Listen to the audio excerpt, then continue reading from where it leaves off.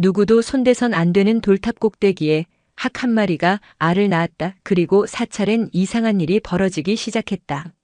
망저감의 아침은 냄새로 시작되었다. 단순한 새벽의 냄새가 아니었다.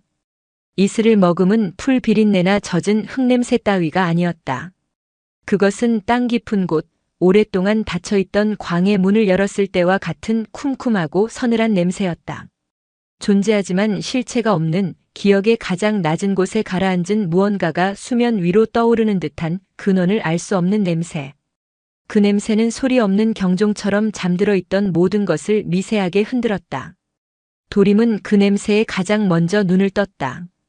17해 동안 그의 세상은 망저감의 담장 아니었고 그가 아는 세상의 모든 변화는 절마당의 풍경과 계절의 냄새로 이루어져 있었다. 때문에 그는 누구보다 예민했다. 그의 감각은 경전의 구절 대신 바람의 결을, 불심의 깊이 대신 흙의 온도를 먼저 읽었다. 새벽 예불을 위해 법당으로 향하는 그의 걸음이 마당 한가운데서 우뚝 멈췄다. 늘 그 자리에 있었지만 그래서 누구의 시선도 오래 머물지 않았던 퇴색한 돌탑. 원경 대선사가 열반에 들기 전 마지막으로 쌓았다는 그 탑 위로 기이한 백색의 점 하나가 앉아 있었다. 학이었다.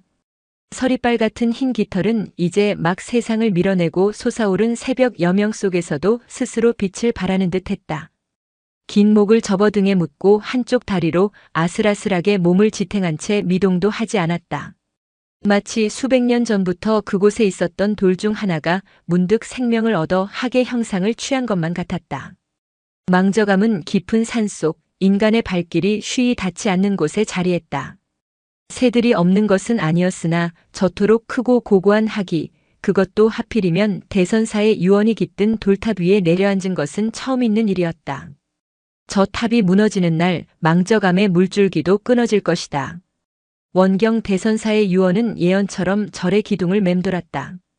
물줄기가 끊어진다는 것이 절의 명맥을 의미하는지 아니면 이 산의 실제 수맥을 의미하는지 해석은 분분했으나 스님들은 누구도 감히 탑에 손을 대지 못했다.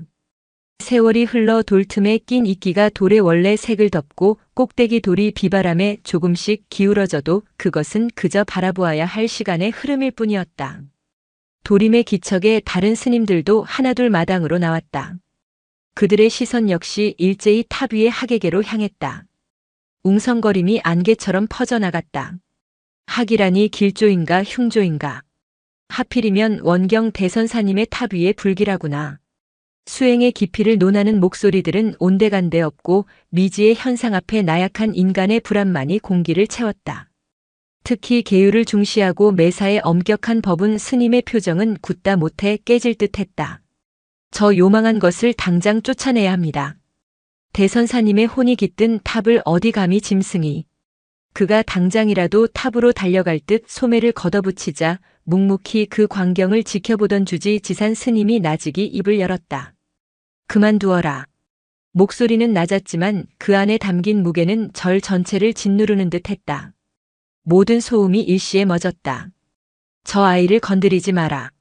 지산 스님은 학을 아이라고 칭했다. 그 단어는 법운의 분노에 찬물을 끼얹었고 도림의 마음에는 작은 파문을 일으켰다. 스님은 무언가 알고 있는 것일까? 그의 침묵은 단순한 관조가 아니라 이미 정해진 미래를 기다리는 자의 체념처럼 보였다. 그렇게 망저감의 기묘한 아침이 밝았다. 냄새는 더욱 짙어졌고 학은 떠나지 않았다. 그것은 하나의 풍경이 되어 절의 일상에 스며들었다. 하지만 누구도 그 풍경에 익숙해지지 못했다. 학의 침묵은 보이지 않는 압력이 되어 스님들의 마음을 짓눌렀고 도림은 매일같이 그 압력의 정체를 찾아 헤맸다. 며칠이 흘렀다. 학은 먹이를 구하러 가는 기색도 없이 탑 위를 지켰다. 마치 무언가를 품고 있는 어미처럼. 그러나 그 아래에는 차가운 돌뿐이었다. 학은 둥지를 틀기 시작했다. 마른 나뭇가지를 어디서 물어오는지 조금씩 탑 꼭대기에 엉성한 집을 지었다. 기이한 일은 그때부터 본격적으로 일어나기 시작했다. 처음에는 아주 사소한 변화였다. 탑 주변의 흙이 늘 축축하게 젖어 있었다. 비가 온 것도 누가 물을 뿌린 것도 아닌데 마치 땅 스스로 눈물을 흘리는 것처럼. 그리고 그곳에서 풍겨나오는 흙냄새는 점점 더 깊고 진해졌다. 단순한 흙냄새가 아니었다. 오래 묵은 뿌리가 썩는 냄새, 혹은 땅속 깊은 곳의 광물이 공기와 만나 산화하는 듯한 비릿한 냄새가 섞여 있었다. 도림은 그 냄새를 맡을 때마다 가슴이 답답해지는 것을 느꼈다. 그 다음은 법당의 불상이었다. 자비로운 미소로 중생을 굽어보는 목불의 상체가 아주 미세하게, 정말이지 몇 날 며칠을 뚫어지게 보아야만 알 수 있을 정도로 왼쪽으로 기울었다. 처음 그 사실을 발견한 노스님은 자신의 눈이 침침해진 탓이라며 고개를 저었지만 소문은 뱀처럼 법당 구석구석을 기어다녔다. 불상이 탑 쪽을 향해 고개를 돌리고 있다는 흉흉한 이야기까지 덧붙여졌다. 마치 보이지 않는 무언가의 소리에 귀를 기울이기라도 하는 것처럼. 결정적인 사건은 마을에서 시작되었다. 망저감에서 나무를 해다 파는 최거사 내외가 읍내에 나가 절 마당에서 밤마다 아기 울음소리가 들린다는 말을 퍼뜨린 것이다. 그냥 우는 게 아니여. 애가 자지러지게 우는데 목소리가 땅속에서 울리는 것처럼 웅웅거린다니까. 소문은 날개를 달고 산을 넘어 망저감을 세속의 기이한 괴담이 서린 곳으로 만들었다. 신도들의 발길이 뚝 끊겼고 며칠에 한 번씩 공양미를 들고 오던 보살들의 얼굴에서도 미소 대신 불안한 기색이 역력했다. 절의 분위기는 급격히 얼어붙었다. 법운을 필두로 한 젊은 스님들은 더 이상 참을 수 없다며 지산에게 거세게 항의했다. 주지 스님, 이 모든 것이 저 학 때문입니다. 저것이 오고 나서부터 절에 괴이한 일들만 생기고 있습니다. 당장 탑을 허물고 저 흉물을 쫓아내야 합니다. 탑을 허무는 것은 원경 대선사님의 유지를 거역하는 것이다. 유지가 절의 존립보다 중요합니까? 이러다간 스님들도 신도들도 모두 떠나고 말 것입니다. 저 아기 울음소리는 필시 원혼의 짓입니다. 저 탑 아래 무언가 묻혀있는 것이 틀림없습니다. 법운의 목소리는 거의 절규에 가까웠다. 그러나 지사는 요지부동이었다. 그는 굳게 닫힌 문처럼 입을 다물고 그저 깊은 주름이 팬 눈으로 탑 위의 학을 바라볼 뿐이었다. 그의 눈빛은 슬픔과 경외, 그리고 알 수 없는 두려움이 뒤섞여 있었다. 도림은 그 모든 혼란의 중심에서 홀로 밤을 지새웠다. 그는 누구의 말도 온전히 믿을 수 없었다. 법운의 불안도 지산의 침묵도 마을 사람들의 소문도 그 어느 것도 이 기묘한 현상의 본질을 꿰뚫지 못한다고 느꼈다. 진실은 저 탑과 학에게만 있을 터였다. 그날 밤 달이 유난히 밝았다. 은가루를 뿌린 듯한 달빛이 마당을 환하게 비추고 돌탑은 그림자를 길게 늘어뜨렸다. 도림은 자신의 방 창호지에 작은 구멍을 뚫고 탑을 지켜보고 있었다. 그때였다. 미동도 않던 학이 긴 목을 들어 하늘을 향해 뻗었다. 그리고는 인간의 오열과도 같은 처절하고 슬픈 울음소리를 내뱉었다. 하지만 그 소리는 모굴대를 넘어오지 못하고 그저 형태없는 진동이 되어 밤 공기를 흔들 뿐이었다. 소리 없는 통곡이었다. 도림은 숨을 죽였다. 학의 커다란 눈에서 액체 방울이 뚝 하고 떨어졌다. 달빛을 받아 보석처럼 반짝이는 그것은 분명 눈물이었다. 눈물방울은 허공에서 잠시 머무는 듯 하더니 이내 돌탑의 틈새로 정확히 떨어져 내렸다. 그리고 놀라운 일이 벌어졌다. 눈물이 닿은 돌은 물기를 머금는 대신 마치 뜨거운 숯에 떨어진 물방울처럼 치익 하는 희미한 소리와 함께 수증기로 변해 사라졌다. 눈물이 떨어진 자리에는 아주 잠시 찰나의 순간 동안 푸른 빛의 안광이 피어올랐다가 스며들 듯 사라졌다. 학은 울고 또 울었다. 소리 없는 울음으로 밤을 새웠고 그 눈물은 끊임없이 돌탑으로 스며들었다. 도림은 깨달았다. 학은 둥지를 튼 것이 아니었다. 알을 품고 있는 것도 아니었다. 저것은 지키고 있는 것이다. 무언가 나오지 못하도록 혹은 무언가를 잠재우기 위해 자신의 생명을 즙처럼 짜내어 탑에 쏟아붓고 있었다. 그 순간 도림의 등줄기를 타고 서늘한 예감이 흘렀다. 원경 대선사의 유언이 새로운 의미로 다가왔다. 저 탑이 무너지는 날 망저감의 물줄기도 끊어질 것이다. 어쩌면 그것은 예언이 아니라 경고였을지도 모른다. 탑은 공덕의 상징이 아니라 무언가를 봉인하기 위한 자물쇠였던 것이다. 그리고 지금 그 자물쇠가 서서히 풀리고 있었다. 그 징조가 바로 저 흙냄새와 기울어진 불상, 그리고 땅속에서 들려온다는 아기 울음소리였다. 도림은 창호지에서 눈을 뗐다. 심장이 세차게 뛰고 있었다. 그는 이제 더 이상 방관자가 될 수 없었다. 이 절에서 태어나 자란 그에게 망저감은 단순한 수행처가 아니라 그의 삶 자체였다. 그는 이 모든 비밀의 실체를 자신의 눈으로 확인해야만 했다. 내일 아침 그는 누구보다 먼저 탑으로 가볼 생각이었다. 학의 눈물이 스며든 그 돌을 직접 만져보기 위해서. 다음 날 새벽 도림은 예불 시간보다 훨씬 이르게 눈을 떴다. 아직 어둠이 채 가시지 않은 푸른 새벽이었다. 그의 가슴은 밤새 품었던 결심으로 미세하게 떨리고 있었다. 그는 누구에게도 들키지 않도록 조심스럽게 방을 나섰다. 마당은 차가운 습기로 가득했다. 밤사이 더욱 짙어진 흙냄새가 코를 찔렀다. 그것은 더 이상 단순한 냄새가 아니라 만져질 듯한 밀도를 가진 존재감으로 공간을 채우고 있었다. 도림은 본능적으로 숨을 멈췄다. 탑은 거대한 짐승처럼 어둠 속에 웅크리고 있었다. 그리고 그 꼭대기에서 학은 여전히 같은 자세로 앉아 있었다. 간밤의 처절한 통곡이 거짓말인 것처럼 학은 다시금 고요한 석상이 되어 있었다. 하지만 도림은 알 수 있었다. 저 고요는 평온이 아니라 모든 것을 쏟아낸 뒤에 탈진 상태라는 것을. 학의 흰 깃털은 어쩐지 어제보다 더 푸석해 보였다.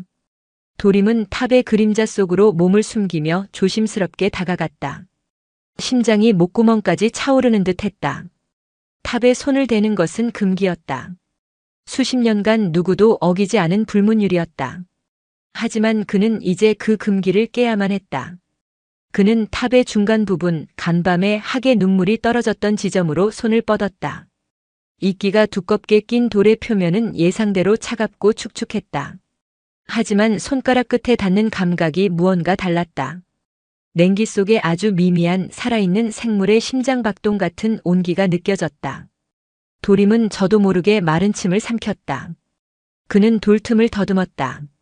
그러자 손끝에 무언가 날카로운 것이 걸렸다. 어젯밤에는 분명 없었던 것이었다. 그는 조심스럽게 손톱으로 그 부분을 긁어냈다. 그것은 돌의 표면에 새겨진 가느다란 균열이었다. 머리카락처럼 얇지만 명백한 금이었다. 마치 내부의 압력을 견디지 못하고 겉이 터져버린 것처럼. 그리고 그 균열의 틈새로 밤새 그를 괴롭혔던 흙냄새가 훨씬 더 농축된 형태로 새어나오고 있었다. 바로 그때였다. 거기서 무얼 하느냐. 벼락 같은 호통 소리에 도림은 심장이 멎는 듯 했다. 돌아보니 법운 스님이 험상궂은 얼굴로 그를 노려보고 있었다. 그의 손에는 순찰을 돌 때 사용하는 묵직한 목봉이 들려 있었다. 내가 감히 대선사님의 탑에 손을 대? 이 절의 근본을 뒤흔들 셈이냐? 법운은 다짜고짜 달려들어 도림의 멱살을 거칠게 움켜쥐었다. 도림은 저항하지 못하고 속수무책으로 끌려나왔다. 아닙니다, 스님. 저는 그저. 변명은 듣지 않겠다. 내 놈이 밤마다 탑 주위를 어슬렁거리는 것을 내 이미 알고 있었다. 저 요물과 내통이라도 하는 게냐? 법운의 눈은 광기로 번들거렸다. 절에 닥친 모든 불행의 원인을 찾았다는 듯 그는 도림을 희생양 삼아 모든 불안을 터뜨릴 기세였다. 소란의 다른 스님들까지 마당으로 몰려나왔다. 주지인 지산 스님도 무거운 표정으로 그들 앞에 섰다. 주지 스님 보십시오. 이놈이 기어이 탑을 훼손하려 했습니다. 저학과 한패임이 틀림없습니다. 당장 이놈과 저학을 함께 내쫓아야 합니다. 법운이 흥분하여 외쳤다. 모든 시선이 도림에게로 쏠렸다. 도림은 입술을 깨물었다. 자신이 본 것을 학의 눈물과 돌의 균열 그리고 살아있는 듯한 온기를 설명해야 했지만 흥분한 대중 앞에서 그의 말은 그저 미친 동자승의 헛소리로 치부될 것이 뻔했다. 그때 지산 스님이 천천히 입을 열었다. 도림아. 그의 목소리는 여전히 낮고 차분했다. 내가 본 것을 말해보아라. 도림은 망설였다. 하지만 지산의 눈빛은 그를 다그치지 않았다. 오히려 모든 것을 알고 있으니 그저 확인만 해달라는 듯한 깊이를 담고 있었다. 도림은 용기를 내어 입을 열었다. 탑에 금이 가 있었습니다. 아주 작은 균열입니다. 그리고 그 돌에서는 온기가 느껴졌습니다. 살아있는 것처럼. 도림의 말이 끝나자 마마이너스자 스님들 사이에서 다시 한번 술렁임이 일었다. 버분은 코웃음을 쳤다. 그것이 변명이냐? 내가 억지로 돌을 떼어내려다 흠집을 낸 것이겠지. 요망한 것에 홀려 헛것을 보고 헛소리를 하는구나. 그만하거라, 버분. 지산이 버분의 말을 단호하게 끊었다. 그리고는 누구도 예상치 못한 행동을 했다. 그는 천천히 탑으로 걸어가 도림이 가리켰던 바로 그 돌에 자신의 손을 얹었다. 그의 얼굴에 스치는 미세한 표정 변화를 도림은 놓치지 않았다. 놀라움, 그리고 깊은 체념. 지사는 한동안 말이 없었다. 그는 그저 눈을 감고 돌의 감촉을 느끼는 듯 했다. 마당에는 숨막히는 침묵이 흘렀다. 이윽고 그가 입을 열었다. 모두 법당으로 들게. 오늘은 내가 직접 예불을 집전하겠다. 그의 말은 논쟁의 여지를 남기지 않았다. 법우는 무언가 더 말하려 했지만 지산의 엄숙한 기세에 눌려 입을 다물고 말았다. 스님들은 마지못해 법당으로 향했다. 도림도 그들을 따라 걸음을 옮기려 할 때 지산이 그를 불러 세웠다. 너는 남거라, 도림. 마당에 단둘이 남게 되자 지산은 비로소 깊은 한숨을 내쉬었다. 그의 어깨는 망저감의 수십 년 세월만큼이나 무겁게 내려앉아 있었다. 내 말이 맞다. 올 것이 오고 있구나. 스님, 대체 무슨 일입니까? 저 학은 무엇이며 탑 아래에는 무엇이 있는 것입니까? 도림이 간절하게 물었다. 지사는 대답 대신 먼 곳을 바라보며 예시하기를 시작했다. 원경 대선사께서는 단순한 수행자가 아니셨다. 그는 이 산의 정기와 기맥을 읽는 분이셨지. 망저감이 자리한 이 터는 본래 길지가 아니었다. 오히려 산의 모든 흉한 기운이 몰려드는 혈이었지. 도림은 충격에 휩싸였다.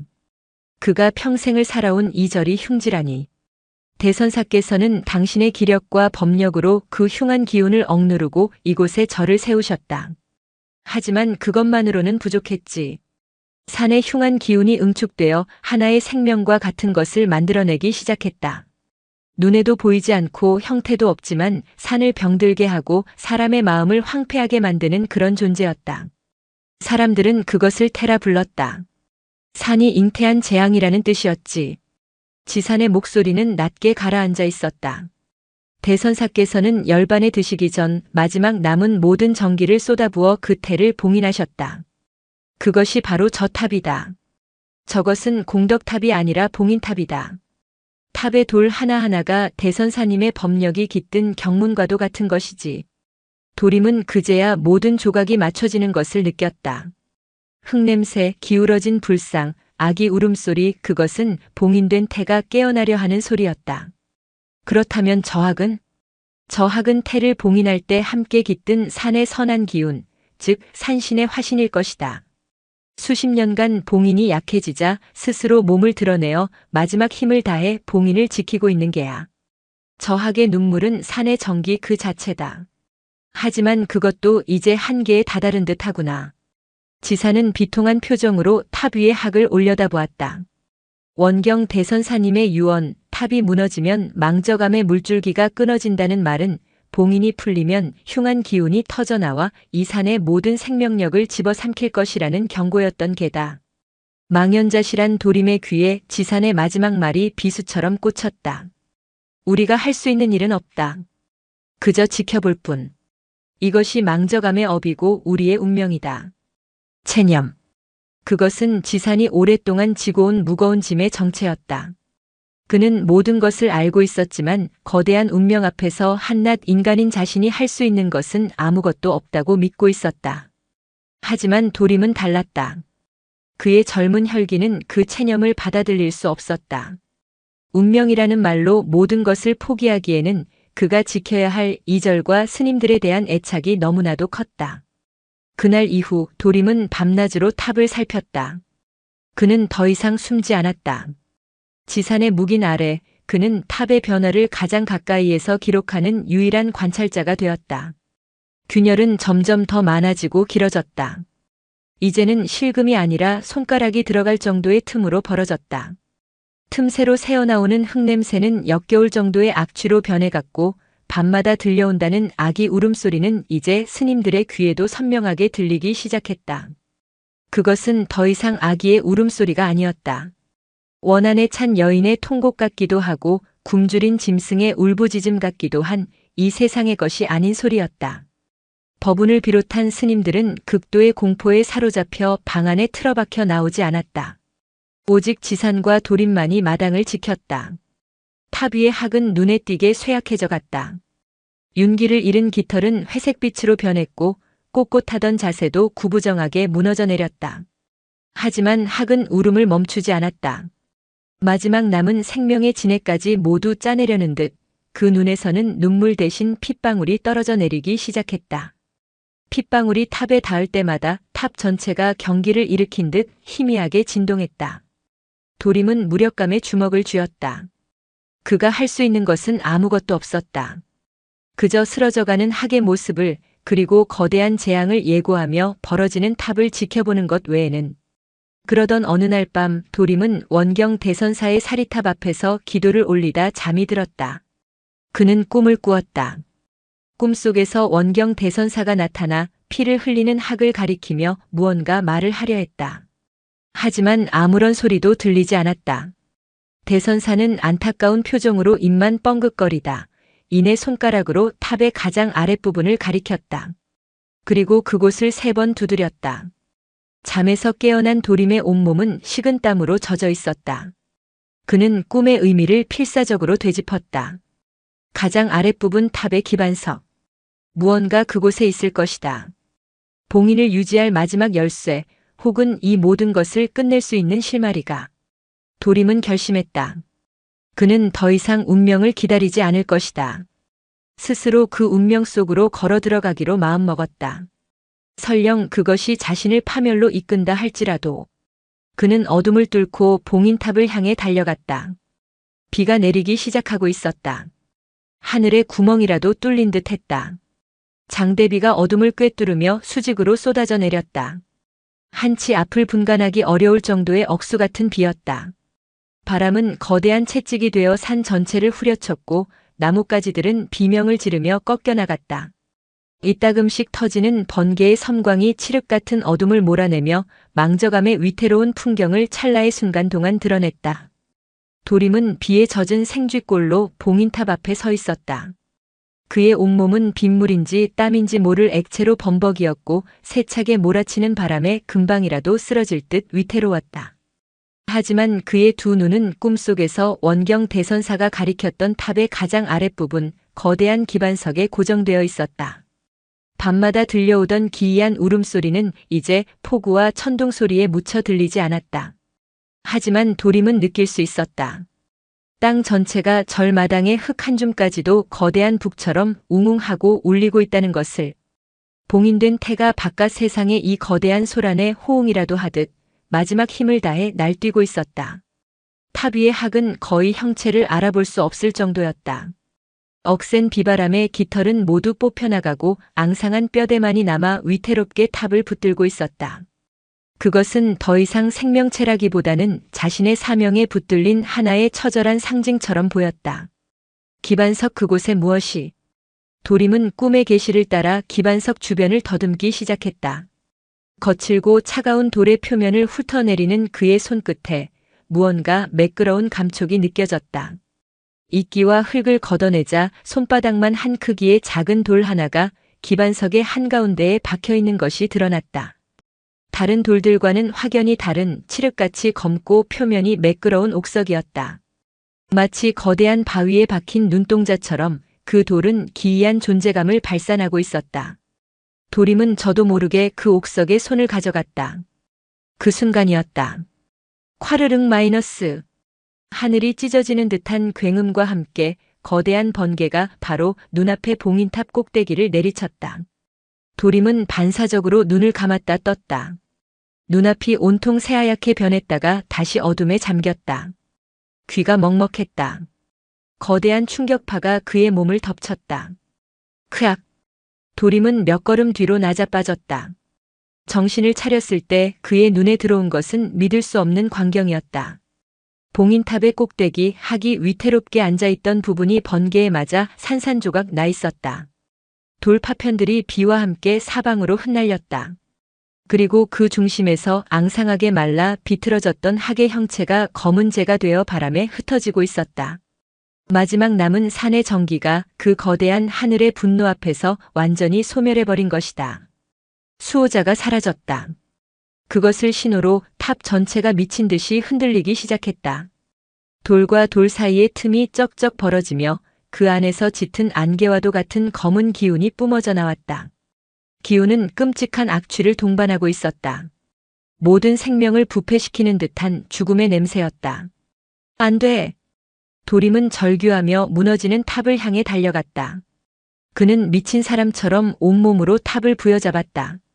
하지만 한낱 인간의 힘으로 수십 년의 세월과 거대한 기운의 분출을 막을 수는 없었다. 돌들이 그의 어깨와 등을 때리며 무너져 내렸다.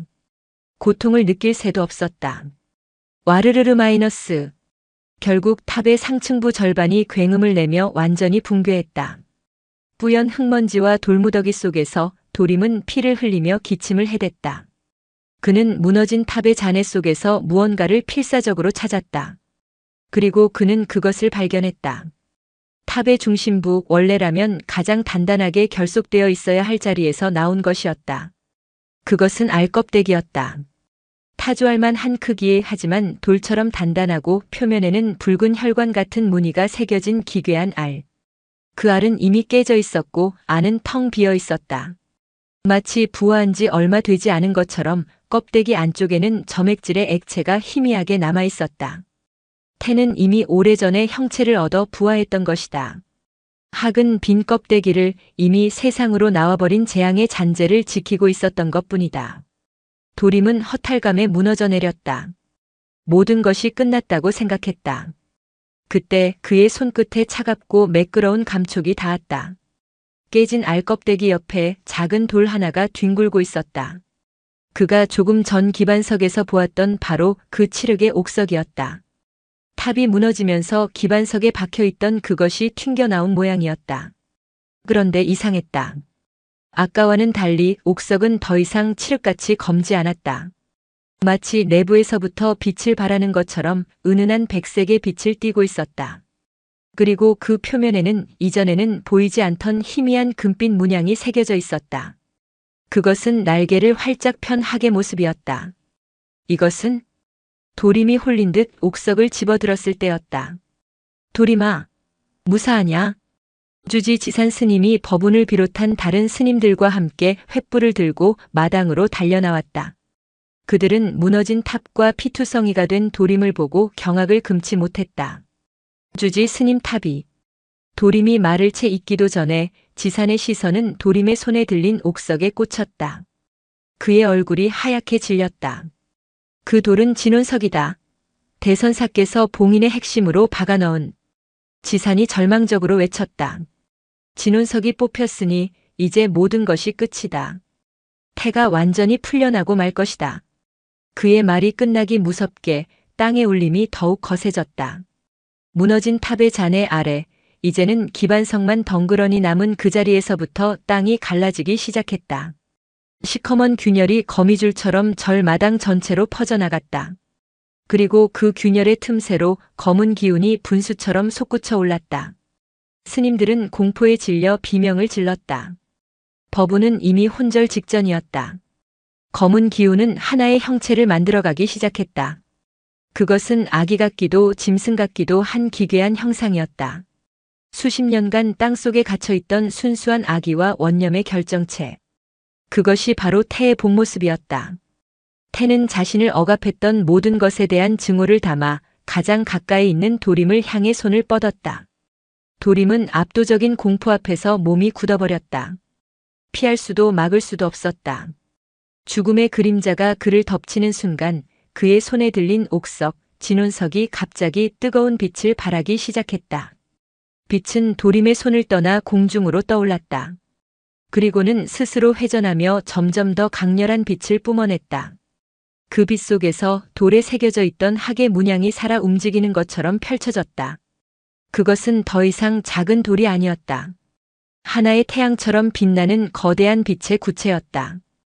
그 빛은 자비로우면서도 엄격한 힘을 담고 태가 뿜어내는 모든 검은 기운을 압도하기 시작했다. 검은 기운은 빛에 닿자마자 연기처럼 쓰러져 갔다. 저것은 지산이 믿을 수 없다는 듯 중얼거렸다. 원경 대선사님의 법력 진원석은 봉인의 자물쇠가 아니었어. 대선사님 자신의 법력을 담아둔 그릇이었던 게야.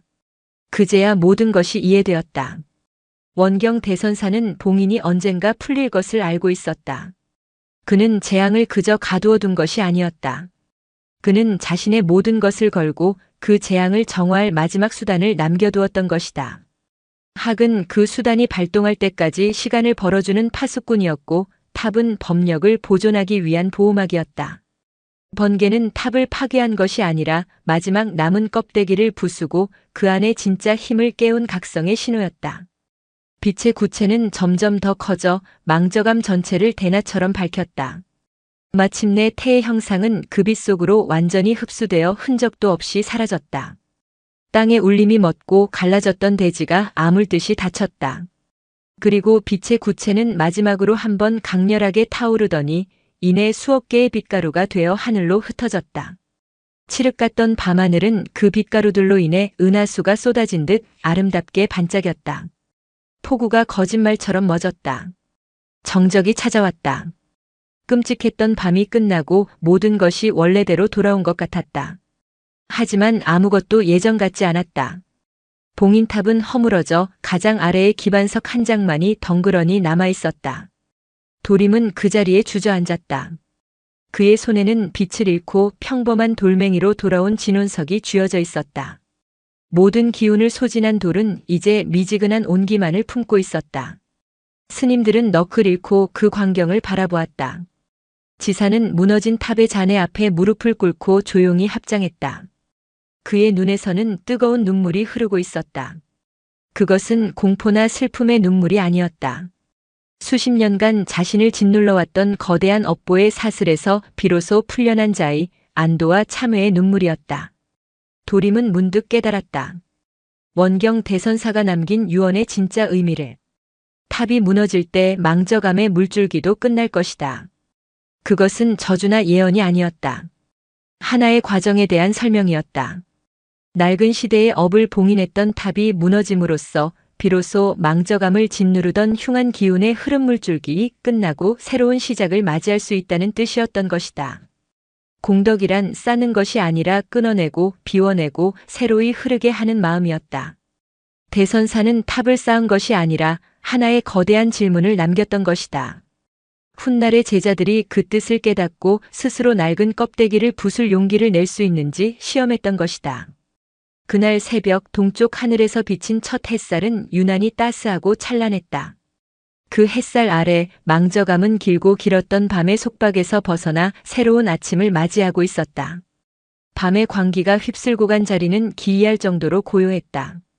폭풍우는 언제 그랬냐는 듯 자취를 감추었고 구름 한 점 없이 맑게 갠 하늘에서는 별들이 마지막 빛을 발하고 있었다.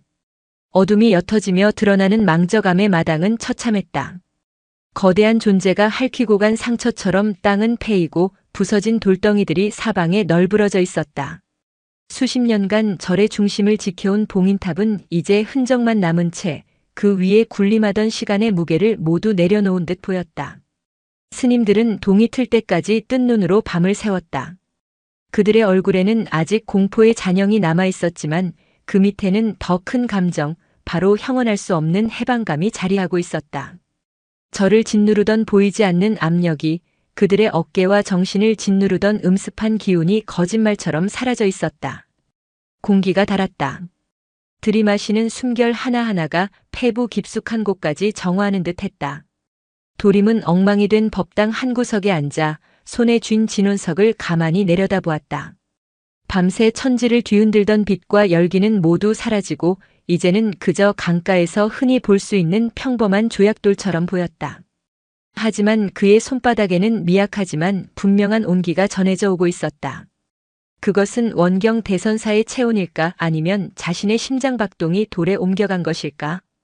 그는 부서진 문틈으로 마당을 내다보았다. 폐허가 된 풍경 속 지산 스님이 홀로 서 있었다. 그는 무너진 탑의 잔해를 내려다보고 있지도 하늘을 보며 기도하고 있지도 않았다. 그저 텅 빈 마당의 한가운데에 서서 아침이 오는 것을 온몸으로 맞이하고 있었다. 그의 굽은 등은 더 이상 운명의 무게에 짓눌린 패자의 모습이 아니었다. 길고 긴 싸움을 끝내고 비로소 안식을 찾은 노전사의 뒷모습이었다. 얼마나 지났을까? 지산 스님은 말없이 우물가로 향했다. 그는 삐걱거리는 두레박을 내려찬 새벽 우물물을 길어 올렸다. 그리고는 깨끗한 천을 물에 적셔 흙탕물에 더럽혀진 돌 하나를 들어 정성스럽게 닦기 시작했다. 슥슥. 고요한 새벽의 정적을 깨고 돌을 씻는 소리가 마당에 울려 퍼졌다. 그것은 어떤 경문 소리보다도 경건하고 어떤 목탁 소리보다도 깊은 울림을 지녔다. 스님은 돌에 낀 이끼와 흙먼지를 닦아내는 것이 아니었다. 수십 년간 돌에 스며든 원념의 흔적을, 공포와 불안의 기억을, 그리고 그 모든 것을 알면서도 침묵해야 했던 자신의 업을 닦아내고 있었다. 한 스님이 조심스럽게 법당에서 나와 지산의 옆에 꿇어앉아 마른 천으로 젖은 돌을 닦기 시작했다. 그러자 또 한 명이 말없이 나와 그 행렬에 동참했다. 그들은 아무 말도 하지 않았다. 그저 돌을 들어 올리고 물에 씻고 마른 천으로 닦아내는 행위를 반복할 뿐이었다. 그것은 하나의 의식이었다. 파괴된 과거를 애도하고 새로 맞이할 미래를 정화하는 망적함의 모든 대중이 함께 올리는 첫 번째 공양이었다. 도림도 자리에서 일어나 절뚝거리며 마당으로 나갔다.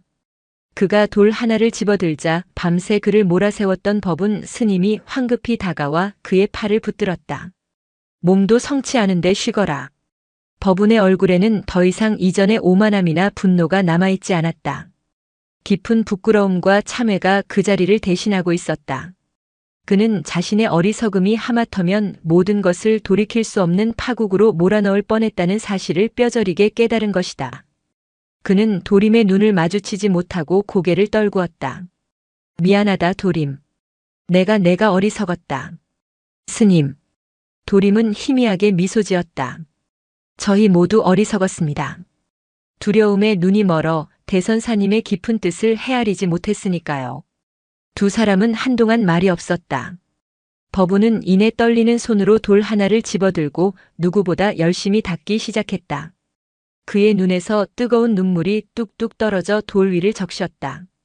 돌을 씻는 소리는 망적함의 새로운 아침을 여는 소리였다. 며칠이 흘렀다. 스님들은 매일같이 돌을 씻고 무너진 절의 곳곳을 보수했다. 육체는 고됐지만 그들의 얼굴에는 전에 없던 활기가 넘쳤다. 함께 땀 흘리고 부서진 것을 함께 일으켜 세우는 과정 속에서 그들은 비로소 진정한 의미의 대중이 되어가고 있었다. 보이지 않는 공포가 지배하던 시절의 불신과 반목은 씻은 듯이 사라졌다. 그러던 어느 날 아침 나무꾼 최거사가 조심스럽게 절의 입구의 모습을 드러냈다. 그는 밤사이에 거대한 소란과 빛을 산 아래 마을에서도 똑똑히 목격했다. 필시절에 큰 변고가 생겼으리라 짐작하고 며칠간 두려움에 떨다가 용기를 내어 올라와 본 것이었다.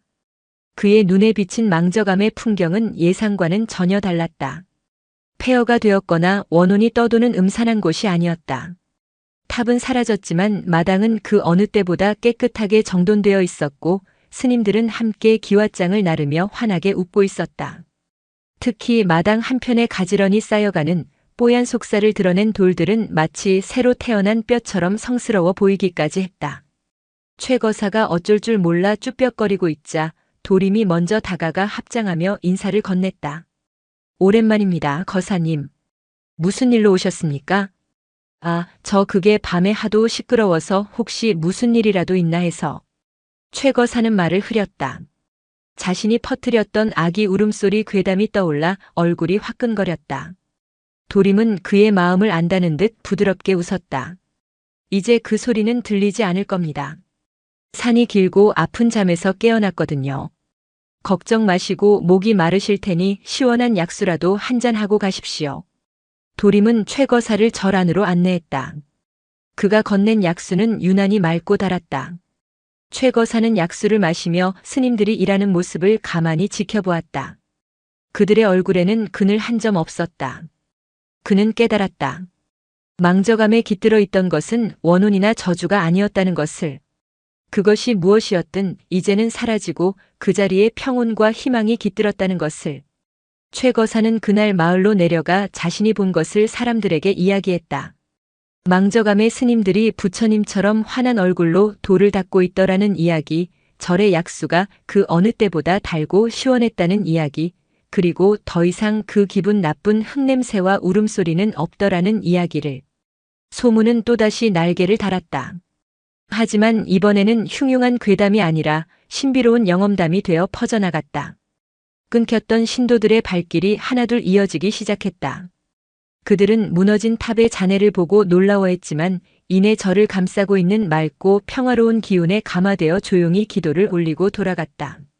망저감은 그렇게 세상과의 새로운 인연을 맺기 시작했다. 파괴의 한가운데서 모든 것이 끝났다고 생각했던 바로 그 자리에서 새로운 관계와 믿음이 조용히 싹트고 있었다.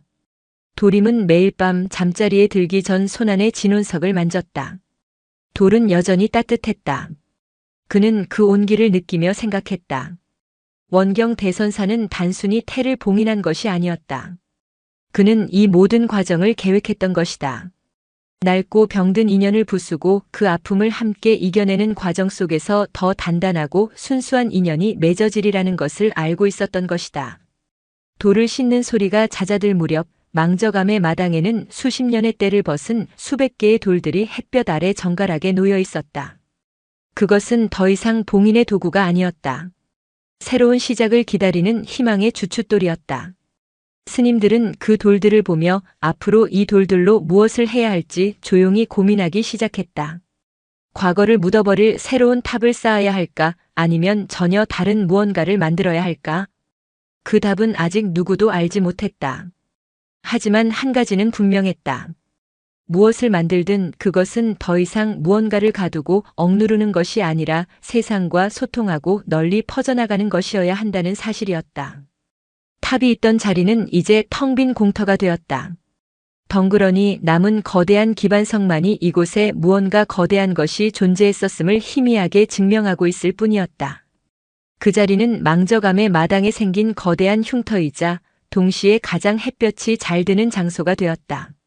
수십 년간 탑의 그림자에 가려져 있던 땅은 비로소 하늘을 마주하고 따스한 햇살을 온전히 받아들이고 있었다.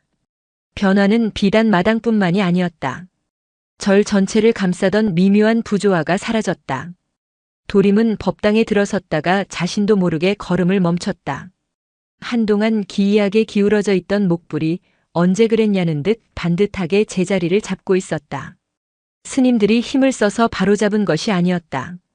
마치 오랜 시간 잘못 끼워져 있던 뼈가 제자리를 찾아 들어가듯 스스로 원래의 균형을 되찾은 듯 했다. 불상의 자비로운 미소는 더 이상 무언가에 귀 기울이는 불안한 기색이 아니라 온전한 평온 속에서 우러나오는 고요한 미소로 보였다. 공기 중에 떠돌던 흙냄새도 완전히 사라졌다. 대신 그 자리에는 맑은 솔향과 옅은 꽃향기가 감돌았다. 새들의 지저귐은 더 선명해졌고 바람 소리는 부드러워졌다. 마치 절을 짓누르고 있던 거대한 종기가 터져 고름이 빠져나간 뒤 비로소 온전한 치유가 시작된 것 같았다. 스님들은 그 변화를 온몸으로 느끼며 조용한 경이감에 휩싸였다. 그들은 이제야 깨닫고 있었다. 자신들이 그동안 얼마나 부자연스럽고 억압된 기운 속에서 살아왔는지를. 어느 날 저녁 공양이 끝난 후 지산 스님은 모든 대중을 법당으로 불러 모았다. 그의 얼굴은 그 어느 때보다 평온해 보였다.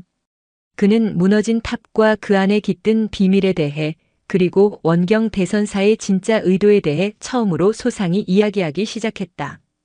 우리는 모두 탑이 무너지면 망저감의 물줄기가 끊어진다는 대선사님의 유지를 오해하고 있었다. 지산의 목소리는 법당의 침묵을 부드럽게 감쌌다. 우리는 그 물줄기가 절의 명맥이나 산의 수맥이라 생각했지.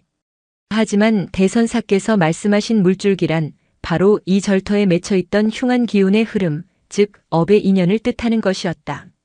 스님들은 숨을 죽이고 그의 말에 귀를 기울였다. 대선사께서는 그 흉한 기운을 봉인하셨지만 그것이 영원할 수 없음을 아셨다. 언젠가는 더 큰 힘으로 터져 나올 것이라는 것도 예견하셨지. 그래서 그는 유언을 남기신 게다. 낡은 인연의 끝물줄기를 끊어내야만 망저감이 진정으로 새로 태어날 수 있다는 뜻을 전하고자 하셨던 게야. 지사는 잠시 말을 멈추고 도림을 바라보았다. 나는 평생을 그 비밀의 무게에 짓눌려 살았다. 두려움 때문에 대선사님의 뜻을 제대로 보지 못하고 그저 현상을 유지하는 데만 급급했지. 하지만 도림, 내가 그 두려움의 벽에 균열을 내주었다. 너의 순수한 의심과 용기가 우리 모두를 구한 것이다. 모든 스님들의 시선이 도림에게로 향했다. 도림은 당황하여 고개를 숙였다. 자신이 한 일은 아무것도 없다고 생각했다. 그저 알고 싶었을 뿐이었다. 지사는 말을 이었다. 불가에서는 이를 파연이라 한다. 낡고 병든 인연을 깨트리는 것. 그것은 때로 파괴와 고통을 동반하지만 그 과정을 거치지 않고서는 새로운 길을 열 수 없다. 대선사께서는 우리에게 탑을 지키라고 하신 것이 아니라 언젠가 그 탑을 스스로 무너뜨릴 수 있는 지혜와 용기를 기르라고 하신 것이다. 파연. 그 단어는 스님들의 마음에 깊은 파문을 남겼다. 그들은 이제까지 쌓고 지키고 보존하는 것만이 수행의 길이라 여겨왔다. 하지만 버리고 깨트리고 비워내는 것 또한 그에 못지않은 어쩌면 더 큰 용기가 필요한 수행의 길임을 깨달았다. 그날 이후 도림은 틈만 나면 절의 가장 깊숙한 곳에 있는 장서각으로 향했다. 그곳에는 원경 대선사가 남긴 몇 권의 경전과 기록들이 보관되어 있었다. 이전에는 그저 암호와도 같은 선문답으로 가득 차 있어 누구도 제대로 해독하지 못했던 책들이었다. 하지만 한번 거대한 진실을 겪고 난 도림의 눈에는 그 글자들이 새로운 의미로 다가오기 시작했다. 그는 태에 대한 기록을 발견했다. 사는 생명을 잉태하나 때로 그늘진 곳에서는 고통을 잉태하기도 한다. 이를 태라 하니 본디 악한 것이 아니라 그늘이 너무 깊어 응어리진 생명의 슬픔이다. 도림은 충격을 받았다. 태는 순수한 악의 결정체가 아니었다. 그것은 산이 품고 있던 아픔과 슬픔의 응어리였다. 너무 오랫동안 돌보지 않아 골마 터져버린 상처와도 같은 것이었다. 그렇다면 대선사께서 하신 일은? 도림은 진혼석에 대한 기록을 찾아냈다. 진혼석은 혼을 진압하는 돌이 아니라 근원으로 되돌리는 돌이다. 만물의 근원은 빛이며 어둠이란 단지 빛이 가려진 상태일 뿐. 이 돌은 가장 깊은 어둠 속에서 가장 순수한 빛을 깨워 응어리진 것을 풀어 그 근원으로 되돌릴 것이다. 그러므로 이것은 파괴의 돌이 아니라 치유의 씨앗이다. 치유의 씨앗. 도림은 자신의 품 안에 있는 작은 돌멩이를 꺼내보았다. 이 작은 돌이 그 거대한 어둠을 소멸시킨 것이 아니었다. 그저 본래의 모습으로 산의 슬픔이 생겨나기 이전의 순수한 생명력으로 되돌려 놓았을 뿐이다. 그 거대했던 정화의 빛은 사라진 것이 아니라 어딘가로 스며들었을 것이다. 어디로 갔을까? 그 정화된 순수한 생명력은 지금 어디에 있는 것일까? 도림은 장서각의 창문 너머 텅 빈 탑의 자리를 바라보았다. 그림자가 사라진 그곳에는 눈부신 햇살만이 가득했다. 마치 무언가 새로운 것이 태어나기를 기다리고 있는 대지처럼. 그는 문득 깨달았다. 망저감의 이야기는 끝난 것이 아니었다. 진정한 이야기는 이제 막 시작되려 하고 있었다. 원경 대선사는 거대한 숙제를 남겼고 그들은 이제 겨우 첫 번째 문제의 답을 찾았을 뿐이었다. 다음 문제는 그 치유의 씨앗이 뿌려진 곳에서 무엇이 자라나는지를 지켜보는 것이었다. 도림은 책을 덮고 자리에서 일어났다. 그는 그 답을 찾기 위해 절의 구석구석을 산의 모든 곳을 다시 걸어보아야겠다고 생각했다. 그의 발걸음은 더 이상 어린 동자승의 것이 아니었다. 스승이 남긴 거대한 화두를 풀어가려는 한 사람의 진지한 구도자의 발걸음이었다. 시간이 흘렀다. 망저감에는 부드러운 평화가 자리 잡았다. 스님들은 새벽에 일어나 예불을 드리고 밭을 갈고 경을 읽었다. 모든 것이 예전과 같은 일상이었지만 그 안에 담긴 의미는 완전히 달라져 있었다. 그들은 더 이상 보이지 않는 공포에 억눌려 의무적으로 하루를 보내는 것이 아니라 매 순간 살아있음의 충만함을 느끼며 하루를 채워나가고 있었다. 무너진 탑의 돌들은 마당 한편에 정갈하게 쌓여 다음의 쓰임을 기다리고 있었다.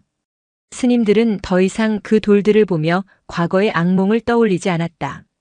오히려 그것은 망저감의 모든 대중이 하나의 마음으로 시련을 이겨낸 영광스러운 증표처럼 여겨졌다. 도림은 매일 산을 올랐다. 그는 원경 대선사의 기록에 나온 것처럼 산의 기맥과 물줄기를 따라 걸으며 그 미세한 변화를 느끼려 애썼다. 태가 사라진 산은 분명 활기를 되찾고 있었다. 시들었던 나무들은 새순을 힘차게 돋아냈고 말랐던 계곡에는 다시 맑은 물이 흐르기 시작했다. 하지만 그는 아직 찾지 못했다. 그 거대했던 정화의 빛, 산의 슬픔이 변하여 된 순수한 생명력이 어디에 머물고 있는지를. 그러던 어느 초여름의 오후였다. 도림은 오랫동안 누구도 찾지 않았던 절 뒤편의 작은 연못가에 앉아 있었다.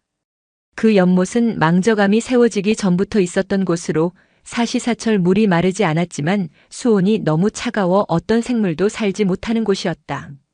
스님들은 그저 죽은 연못이라 부르며 가까이 하지 않았다. 도림은 무심코 연못의 중심을 바라보다가 저도 모르게 눈을 비볐다. 연못 한가운데 수면 위로 새하얀 무언가가 고개를 내밀고 있었다. 그것은 연꽃이었다. 한 번도 꽃을 피운 적 없는 죽은 연못의 한가운데에 티끌 하나 없이 순결한 백년 한 송이가 피어 있었다. 그 희고 깨끗한 자태는 세속의 것이라기보다는 마치 달빛을 빚어 만든 조각품처럼 비현실적으로 아름다웠다. 도림은 심장이 내려앉는 것을 느꼈다. 그는 홀린 듯 연못가로 다가갔다. 연꽃은 마치 그의 마음을 안다는 듯 맑고 은은한 향기를 바람에 실어보냈다. 그 향기는 머리를 맑게 하고 마음을 평온하게 하는 힘이 있었다. 그는 깨달았다. 이곳이었다. 정화된 생명력은 흩어진 것이 아니었다. 물은 모든 것을 품고 가장 낮은 곳으로 흐르는 법. 산의 정화된 기운은 이 절에서 가장 낮고 고요한 곳, 바로 이 죽어있던 연못으로 흘러들어와 스스로 생명의 결정체를 만들어냈던 것이다. 진혼석은 씨앗이었고 이 연못은 그 씨앗이 뿌려진 밭이었다. 도림은 감격에 차 지산 스님을 모시고 왔다. 연꽃을 본 지산의 얼굴에도 경이로운 빛이 감돌았다. 이럴 수가 수십 년간 돌덩이처럼 차갑기만 하던 곳이었는데 지산은 연못에 손을 담갔다. 늘 얼음장 같던 물은 이제 미지근한 온기를 품고 있었다. 그는 도림을 바라보며 말했다. 대선사님의 치유는 끝난 것이 아니었구나. 이제야 비로소 시작된 것이야. 두 사람이 경이로운 눈으로 연꽃을 바라보고 있을 때였다. 연못가의 바위 뒤에서 무언가 작은 것이 모습을 드러냈다. 그것은 어린 학 한 마리였다. 아직 솜털이 보송보송한 가달에서 깨어난 듯한 새끼 학이었다. 비현실적일 정도로 새하얀 깃털과 세상을 처음 본다는 듯 맑고 투명한 눈동자를 가지고 있었다. 어린 학은 사람을 두려워하는 기색도 없이 아장아장 걸어 나와 연꽃 옆에 고개를 갸웃거리며 섰다. 도림과 지사는 숨을 죽였다. 저 학은 어디서 온 것일까? 어미도 없이 어떻게 이 깊은 산속 연못까지 오게 된 것일까? 그 순간 도림의 뇌리를 스치는 깨달음이 있었다. 저 학은 과거에 자신을 희생했던 그 학의 환생이 아니었다. 저 학은 태였다. 산의 슬픔과 아픔이 응어리졌던 그 존재가 원경 대선사의 법력으로 정화되고 연못의 맑은 기운 속에서 새로운 생명으로 다시 태어난 것이다. 파괴되고 소멸된 것이 아니라 가장 순수하고 아름다운 형태로 변이한 것이다. 저주받았던 산의 아이가 이제는 축복받은 산의 정령으로 다시 태어난 순간이었다. 수호자와 죄수가 봉인하던 자와 봉인되던 자가 마침내 하나의 새로운 생명 안에서 화해하고 합의를 이룬 것이다. 도림은 조용히 합장했다. 그의 눈에서 뜨거운 눈물이 흘러내렸다. 길고 길었던 이야기의 마지막 장이 이렇게나 아름다운 모습일 줄은 미처 알지 못했다. 이 소식은 곧 절 전체에 퍼졌다. 스님들은 모두 연못가로 몰려와 그 경이로운 광경을 목격했다. 특히 법우는 어린 학과 연꽃 앞에서 오랫동안 고개를 들지 못했다. 자신이 흉물이라 부르며 내쫓으려 했던 존재의 본질이 이토록 순수하고 아름다운 것이었음을 깨닫자 그는 깊은 참회의 눈물을 흘렸다. 며칠 뒤 법우는 모든 스님들을 모아놓고 조심스럽게 제안했다. 마당에 쌓아둔 돌들로 길을 만듭시다. 길이라니? 지산이 묻자 버부는 결심한 듯 말을 이었다. 탑을 다시 쌓아 과거의 승리를 기념하는 것은 교만일 뿐입니다. 그 돌들은 이제 무언가를 가두는 데 쓰여서는 안 됩니다. 그 돌들로 이 절을 찾아오는 모든 이들을 위한 작은 길을 만들고 길 곳곳에 작은 불탑을 쌓아 그들을 축복하고 안내하는 데 쓰는 것이 어떻겠습니까? 그의 제안은 모든 스님들의 마음을 움직였다. 공덕이란 높은 탑을 쌓아 과시하는 것이 아니라 낮은 길을 만들어 누군가의 발걸음을 편안하게 해주는 것이라는 깨달음이었다. 그리하여 망저감의 스님들은 다시 돌을 들었다. 하지만 이번에는 하늘을 향해 쌓아 올리는 것이 아니라 땅을 향해 정성스럽게 하나씩 내려놓았다. 그들의 새로운 수행은 그렇게 가장 낮은 곳에서부터 다시 시작되고 있었다. 도림은 길을 만드는 스님들을 바라보다 다시 연못가로 향했다. 어린 학은 이제 제법 자라 우아한 날갯짓을 연습하고 있었다. 그는 품 안에서 이제 아무런 온기도 남지 않은 평범한 돌멩이가 된 진원석을 꺼내 들었다. 그는 돌을 멀리 던지지 않았다. 그저 연못가의 축축한 흙 속에 새로 태어난 생명들을 위한 작은 걸음이 되라는 듯 조용히 묻어주었다. 모든 것은 제자리로 돌아갔고 또한 모든 것은 새로워졌다. 망저감의 진짜 이야기는 그렇게 세상에서 가장 고요하고 아름다운 방식으로 이제 막 첫 페이지를 넘기고 있었다. 1년의 세월이 흘렀다. 강산이 한 번 변한다는 시간 동안 망저감은 고요 속에서 천천히 하지만 근본적으로 변모했다. 스님들이 매일의 수행처럼 닦고 옮긴 돌들은 이제 절 입구에서부터 법당 앞마당까지 이어지는 너른 길을 이루었다. 그것은 반듯하게 잘린 화강암 길이 아니었다. 제각기 다른 모양과 색을 지닌 돌들이 서로의 모난 부분을 감싸 안으며 하나의 조화로운 흐름을 만들어내는 세상에 단 하나뿐인 길이었다. 신도들은 그 길을 해우성로, 즉 근심을 풀어주는 돌길이라 불렀다.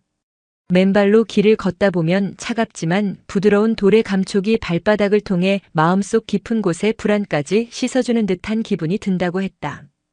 연못의 백년은 여전히 그 자리에 피어 있었다. 단 한 송이였지만 시들지도 만개하지도 않은 채 마치 시간 밖에 존재하는 것처럼 늘 같은 모습으로 고고한 자태를 뽐냈다. 어린 학은 무럭무럭 자라 이제는 늠름한 성조가 되었다. 스님들은 학에게 영조, 즉 영적인 새라는 이름을 붙여주었다. 영조는 사람을 피하지도 따르지도 않았다. 그저 절 마당과 연못가를 자유롭게 거닐며 때로는 지붕 위에서 긴 목을 빼고 앉아 스님들의 경 읽는 소리에 귀를 기울이는 듯했고 때로는 새로 닦은 돌길 위를 우아하게 걸으며 순찰하는 것처럼 보였다. 그 모습은 망저감의 살아있는 풍경이자 고요한 수호신과도 같았다. 망저감의 기적에 대한 이야기는 바람을 타고 산을 넘었다. 처음에는 나무꾼 최거사의 입을 통해 소박하게 전해졌다. 망저감의 오랜 우환이 사라지고 스님들 얼굴이 부처님처럼 환해졌더라 하는 식이었다. 그 이야기가 읍내 시장의 주막으로 건너가서는 약간의 살이 붙었다. 망저감의 죽은 연못에서 하얀 연꽃이 피었는데 그 향기만 맡아도 10년 묵은 체증이 내려간다더라. 이야기가 보부상의 입을 통해 여러 고을을 거치면서는 신비로운 전설이 되었다. 산의 악한 기운이 변하여 상서로운 학이 되었는데 그 학의 눈을 마주치면 마음의 병을 고칠 수 있다더라. 마침내 이야기가 도성에 당도했을 때 그것은 온전한 신화가 되어 있었다. 남쪽 깊은 산속 망저감이라는 절에는 늙지 않는 연꽃과 신령스러운 백학이 있어 죽어가는 사람도 살려내는 신비한 힘을 가졌다. 망저감을 찾는 사람들의 부류가 바뀌기 시작했다. 이전에는 조용한 위로를 얻고자 찾아왔던 소수의 신도들이 대부분이었지만 이제는 각양각색의 소원을 품은 이들이 전국 각지에서 몰려들었다. 자식을 얻게 해달라는 안악, 과거 급제를 기원하는 선비, 몹쓸 병을 앓는 가족을 업고 온 아들까지. 그들의 눈에는 경건한 믿음 대신 절박한 욕망이 서려 있었다. 지산 스님은 그들을 내치지 않았다. 그는 찾아온 모든 이들에게 따뜻한 죽 한 그릇과 하룻밤 묵어갈 방을 내주었다. 하지만 그는 연꽃을 보여주거나 영조를 불러내어 그들의 소원을 들어주지 않았다. 대신 그들에게 스스로 돌길을 쓸게 하고 밭에 김을 매게 하고 스님들과 함께 묵묵히 공양을 짓게 했다.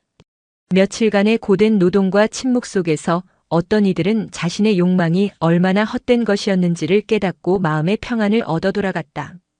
하지만 또 다른 이들은 원하는 것을 얻지 못했다는 실망과 분노를 안고 떠나며 망저감이 소문과는 다른 인색한 절이라고 비난하기도 했다. 도림은 그 모든 과정을 지켜보며 마음 한구석이 무거워지는 것을 느꼈다. 과거 태가 절 안에 있을 때는 적이 분명했다. 하지만 지금 저를 향해 밀려드는 무수한 사람들의 욕망은 보이지도 잡히지도 않는 더 거대한 적처럼 느껴졌다. 스님, 저희가 가는 이 길이 맞는 길입니까? 어느 날 밤 도림은 차를 올리며 지산에게 물었다. 사람들은 기적을 원하지만 저희는 그저 노동과 침묵만을 내어주고 있습니다. 어쩌면 저희는 사람들을 기만하고 있는 것인지도 모릅니다. 지산은 찻잔을 들어 향을 음미하고는 조용히 입을 열었다. 도림아, 기적이란 무엇이라 생각하느냐? 죽은 사람이 살아나는 것? 물 위를 걷는 것? 그것은 기적이 아니라 요술이다. 진정한 기적이란 어제와 똑같은 오늘을 살면서도 그 안에서 새로운 의미를 발견하는 마음에 있느니라. 그는 창밖의 어둠을 바라보며 말을 이었다. 우리는 그들에게 기적을 파는 장사꾼이 아니다. 그들 스스로가 자신의 마음속에서 기적을 발견할 수 있도록 잠시 그들이 기댈 마당과 빗자루를 내어주는 문지기일 뿐이다. 그들이 실망하고 떠난다 하여 그것이 우리의 허물은 아니다. 씨앗을 싹 틔우는 것은 밭의 몫이지 농부의 몫이 아니지 않더냐. 도림은 스승의 깊은 뜻에 고개를 숙였다.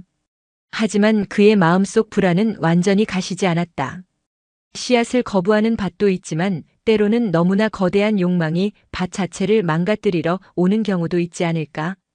그의 불안은 머지않아 현실이 되었다. 그해 가을 도성에서 온 한 무리의 행차가 산을 오르기 시작했다. 화려한 복색의 군사들과 시종들에게 둘러싸인 그 행렬의 중심에는 나라의 병권을 쥐고 있는 병조판서 윤치겸 대감이 있었다. 그의 얼굴은 권세가의 위엄 대신 깊은 수심으로 가득 차 있었다. 그는 뜬 소문이라도 지푸라기처럼 잡고 싶은 절박한 아버지의 얼굴을 하고 있었다. 그의 외아들이 몇 년째 원인 모를 병으로 시들어가고 있었기 때문이다. 망저감의 진짜 시련은 이제 막 산문을 넘어서고 있었다. 윤대감의 행렬이 망저감에 당도했을 때 산 전체가 그 위세에 눌려 숨을 죽이는 듯 했다. 수십 명의 군사들이 늘어선 마당은 수행의 공간이 아니라 위압적인 진영처럼 보였다. 말들의 거친 숨소리와 갑옷의 금속성 마찰음은 망저감의 고요를 날카롭게 핥히었다. 스님들은 하던 일을 멈추고 불안한 눈빛으로 불청객들을 바라보았다.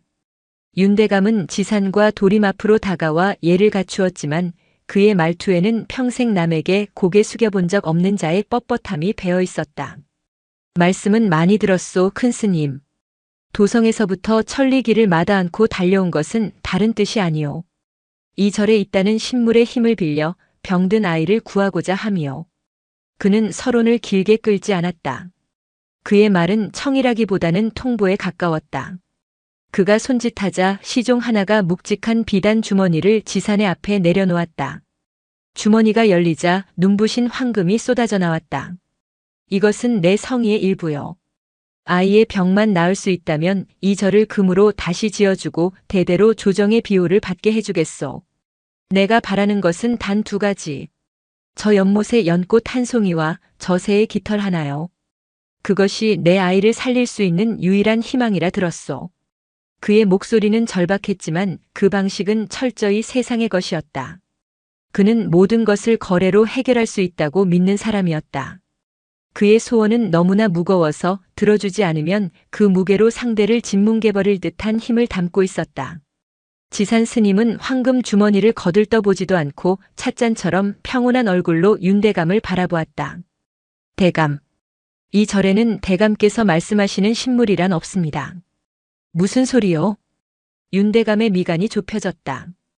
뜬 소문만 믿고 온 것이 아니오. 이미 여러 사람에게 확인을 하였소. 저기 저 연꽃과 학이 그 증거가 아니오. 저것들은 증거일 뿐 신물은 아닙니다. 지산의 목소리는 여전히 부드러웠지만 그 안에는 강철 같은 심지가 박혀 있었다. 대감의 눈에 저것들이 신비롭게 보인다면 그것은 저것들 자체가 특별해서가 아닙니다. 이 산과 절이 오랜 아픔을 이겨내고 스스로를 정화한 결과 그 맑아진 터 위에서 비로소 본래의 모습을 드러낸 것뿐입니다. 저것들은 치유의 결과이지 치유의 원인이 될 수는 없습니다. 그는 윤대감의 눈을 똑바로 바라보며 말했다.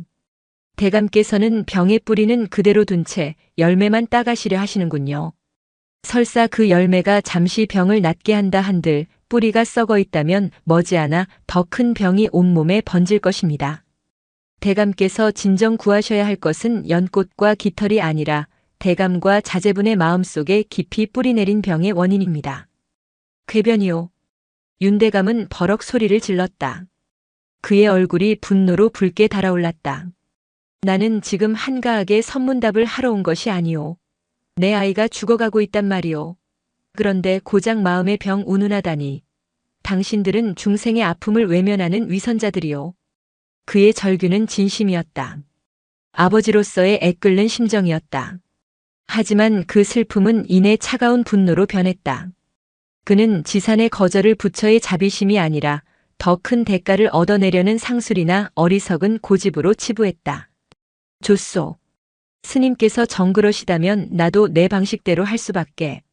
나는 내 아이를 살릴 수만 있다면 부처의 목에 칼을 들이대는 악업이라도 기꺼이 짊어질 것이오. 그는 싸늘하게 말을 맺고는 물러가라는 지산의 청을 무시한 채 마당 한편에 천막을 치고 머물 것을 명했다. 군사들이 일사불란하게 움직여 진을 치기 시작했다. 망저감은 순식간에 권력의 포로가 되었다. 스님들은 불안에 떨었다. 법운은 당장이라도 저들을 몰아내야 한다고 주장했지만 지사는 그저 묵묵히 고개를 저을 뿐이었다. 그날 밤 도림은 잠 못 이루고 마당을 서성였다. 달빛 아래 윤대감의 천막에서는 희미한 불빛이 새어나오고 있었다. 그 불빛 너머로 한 아버지가 잠 못 들고 아들의 안위를 걱정하고 있을 모습이 그려졌다. 도림은 그를 미워할 수가 없었다. 그의 방식은 틀렸지만 그의 사랑은 진짜였기 때문이다. 태는 산의 슬픔이 응어리진 것이었다. 그렇다면 윤대감의 마음속에서 폭풍처럼 날뛰고 있는 저 거대한 슬픔과 사랑은 또 다른 형태의 태가 아닐까? 힘으로 억누르거나 베어내려 할수록 더욱 거세게 저항하는 오직 스스로를 정화하는 과정을 통해서만 치유될 수 있는 마음의 응어리. 도림은 결심했다. 그는 윤대감을 설득하거나 가르치려 하지 않을 것이다. 다만 망저감이 스스로를 치유했던 그 방식을 그가 자신의 눈으로 보고 몸으로 느끼게 해줄 생각이었다. 그것이 지금 자신이 할 수 있는 유일한 자비의 길이었다. 다음 날 아침 도림은 윤대감의 천막을 찾아갔다. 그리고는 아무런 설명 없이 그저 묵묵히 빗자루 하나를 내밀었다. 윤대감은 어이가 없었다. 밤새 잠 못 이루고 아들의 병세를 걱정하며 속을 태운 그에게 이른 아침 찾아온 어린 동자승이 내민 것은 약재나 경전이 아닌 낡은 빗자루 한 자루였다. 이게 무슨 무례한 짓이냐? 윤대감의 호통에 도림은 조금도 동요하지 않고 차분하게 말했다. 대감, 망저감의 아침은 마당을 쓰는 것으로 시작됩니다. 이곳에 머무시는 동안은 대감께서도 이 절의 법도를 따라주셔야겠습니다. 내가 누군 줄 알고 감히. 윤대감은 치밀어 오르는 분노를 참지 못하고 빗자루를 뿌리치려 했다. 하지만 도림은 빗자루를 놓지 않았다. 그는 맑고 깊은 눈으로 윤대감을 올려다보며 말했다. 이곳에서는 대감의 벼슬도 재물도 아무런 소용이 없습니다. 그 모든 것을 잠시 내려놓고 그저 한 사람의 수행자가 되어 보시지 않으시렵니까? 어쩌면 대감께서 찾으시는 해답은 가장 낮은 곳에 있을지도 모릅니다. 도림의 눈빛에는 사람의 마음을 움직이는 힘이 있었다. 윤대감은 저도 모르게 기세가 꺾였다. 그는 평생 자신을 저런 눈으로 바라보는 사람을 본 적이 없었다. 두려움도 아첨도 경멸도 아닌 그저 한 인간의 영혼을 투명하게 들여다보는 듯한 눈빛. 그는 마지못해 빗자루를 받아들었다. 그날부터 망저감에서의 기묘한 동거가 시작되었다. 윤대감은 매일 새벽 도림과 함께 마당을 쓸었다. 처음에는 마지못해 신용만 했지만 며칠이 지나자 그는 자신도 모르게 빗질에 몰두하게 되었다. 서걱서걱. 빗자루가 땅을 스치는 소리. 자신의 손끝에서 마당이 조금씩 정갈해져 가는 모습. 그 단순한 행위의 반복 속에서 그의 머리를 가득 채웠던 복잡한 상념들이 조금씩 가라앉는 것을 느꼈다. 빗질이 끝나면 도림은 그를 데리고 밭으로 갔다. 그는 아무 말 없이 잡초를 뽑고 시든 잎을 솎아냈다. 윤대감은 생전 처음으로 흙을 만져보았다. 흙의 부드러운 감촉과 축축한 냄새, 그리고 자신의 손길에 생명체들이 반응하는 작은 경이로움. 그는 잊고 있던 감각들이 되살아나는 것을 느꼈다. 저녁에는 스님들과 함께 공양을 했다. 간장과 된장으로만 간을 한 소박한 나물과 밥. 처음에는 입에 맞지 않아 숟가락을 드는 둥 마는 둥 했지만 하루 종일 몸을 움직인 뒤에 먹는 밥은 그 어떤 진수성찬보다도 달았다. 그는 스님들이 밥 한 톨, 나물 한 가닥도 허투루 버리지 않고 감사히 먹는 모습을 보며 자신이 그동안 얼마나 많은 것들을 당연하게 여기고 낭비하며 살아왔는지를 문득 깨달았다. 하지만 그의 마음이 완전히 열린 것은 아니었다. 그는 여전히 틈만 나면 연못가를 서성이며 연꽃과 영조를 탐욕스러운 눈으로 바라보았다. 그의 마음속에서는 치유의 가능성과 아버지로서의 조급함이 매일같이 치열하게 싸우고 있었다. 그러던 어느 날 오후 도림은 윤대감을 데리고 연못가로 갔다. 마침 영조가 연못가에서 한가롭게 깃털을 고르고 있었다. 윤대감은 저도 모르게 마른 침을 삼켰다. 저 새의 깃털 하나면 하는 생각이 그의 머리를 스쳤다. 영조는 인기척을 느끼고 고개를 들었다. 그리고는 피하지 않고 윤대감을 똑바로 바라보았다. 그 깊고 투명한 눈동자에는 아무런 감정도 담겨 있지 않았다. 경계도 두려움도 호기심도 없었다. 그저 있는 그대로 상대를 비추는 거울과도 같았다. 윤대감은 그 눈빛 앞에서 자신도 모르게 뒷걸음질 쳤다. 그는 처음으로 영조를 약탈의 대상이 아닌 자신과 동등한 어쩌면 자신보다 더 깊은 영혼을 가진 하나의 생명체로 인식했다. 그 순간 그동안 자신이 품었던 생각이 얼마나 오만하고 폭력적인 것이었는지 깨달으며 온몸에 소름이 돋았다. 그때 곁에 있던 도림이 조용히 입을 열었다. 대감, 저 새는 한때 크나큰 슬픔이었습니다. 윤대감은 의아한 눈으로 도림을 보았다. 이 산이 품고 있던 모든 아픔과 원망이 응어리져 태어난 존재였지요. 모두가 그것을 두려워하고 없애려 했습니다. 하지만 원경 대선사께서는 그것을 없애지 않으셨습니다. 다만 그 슬픔을 정화하여 본래의 맑은 모습으로 되돌려 놓으셨을 뿐입니다. 도림은 윤대감을 바라보았다. 저 새는 무언가를 빼앗거나 얻어서 저리 평화로운 것이 아닙니다. 오히려 자신의 가장 큰 아픔이었던 슬픔의 응어리를 스스로 내려놓았기에 비로소 자유로워진 것입니다. 대감께서 진정 자제분을 위하신다면 무언가를 더해주려 애쓰기보다 자제분을 아프게 하는 그 근심의 뿌리를 먼저 들여다보셔야 하지 않을까요? 도림의 말은 예리한 칼이 되어 윤대감의 가슴을 파고들었다. 그는 자신의 아들을 사랑한다는 명분 아래 아들의 고통을 자신의 고통으로 여기며 함께 아파하고 불안해하기만 했다. 정작 아들이 진정으로 원하는 것이 무엇인지 그 마음속 깊은 곳에 어떤 그늘이 자리 잡고 있는지는 제대로 들여다보려 하지 않았다. 그는 자신의 사랑이라는 이름으로 아들을 더욱 갑갑한 세장 속에 가두고 있었던 것인지도 모른다. 윤대감은 아무 말도 하지 못하고 그 자리에 주저앉았다. 그의 마음속에 단단하게 자리 잡고 있던 성벽이 와르르 무너져 내리고 있었다. 평생을 지탱해온 자신의 신념과 가치관이 뿌리부터 흔들리고 있었다. 그는 처음으로 자신의 장식 없는 마음을 마주했다. 권력과 재물, 아버지라는 이름의 무거운 갑옷을 모두 벗어던진 한없이 나약하고 고통받는 한 인간의 마음을. 변화는 소리 없이 찾아왔지만 위기는 언제나 굉음과 함께 닥치는 법이다. 윤대감이 망저감에서 보름을 보냈을 무렵 도성에서 급한 파발이 도착했다. 말에서 내린 전령의 얼굴은 사색이 되어 있었다. 대감, 공자님의 병세가 위독하시옵니다. 어이들께서 마음의 준비를 하셔야 할지도 모른다고. 그 말은 윤대감의 마음에 가까스로 쌓아 올린 평온의 탑을 단숨에 무너뜨리는 망치와도 같았다. 그의 눈빛이 순식간에 예전에 차갑고 절박한 것으로 되돌아왔다. 아들의 죽음이라는 최악의 공포 앞에서 그가 망저감에서 얻은 희미한 깨달음 따위는 먼지처럼 흩어져 버렸다. 당장 행장을 꾸려라. 아니다, 그럴 시간이 없다. 그는 무언가 결심한 듯 비틀거리며 일어섰다. 그의 눈은 연못의 연꽃과 영조를 향해 있었다. 이성으로 억눌렀던 광기가 다시 고개를 들었다. 내가 어리석었다. 한낱 중놈들의 말에 현혹되어 시간을 허비하다니. 내 아들을 살릴 수만 있다면 내 손에 피를 묻히고 지옥에 가는 것조차 두렵지 않다. 그는 허리춤에 칼을 뽑아들었다. 그리고 자신을 막아서는 군관에게 명했다. 저 새를 잡아라. 그리고 저 꽃을 꺾어라. 방해하는 자는 누구든 베어버려도 좋다. 명령은 떨어졌다. 망설이던 군사들은 칼을 뽑아들고 연못을 향해 움직이기 시작했다. 절의 평화는 순식간에 깨지고 마당은 다시 차가운 쇠붙이들의 공간으로 변했다. 멈추시오. 지산 스님과 다른 스님들이 달려나와 그 앞을 가로막았다. 그들의 손에는 무기 하나 없었다. 그들은 그저 온몸으로 간절한 눈빛으로 앞을 막아설 뿐이었다. 가장 앞에는 법운 스님이 서 있었다. 한때 누구보다 성급하고 폭력적이었던 그는 이제 산처럼 굳건하고 흔들림 없는 모습으로 서서 윤대감을 바라보았다. 대감, 어리석은 짓은 거두십시오.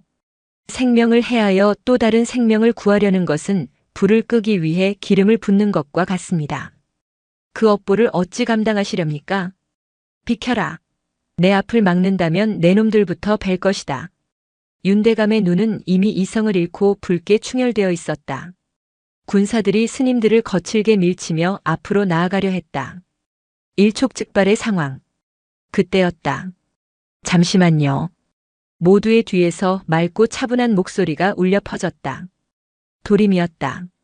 그는 천천히 군사들과 스님들 사이를 지나 칼을 든 윤대감의 바로 앞에 섰다.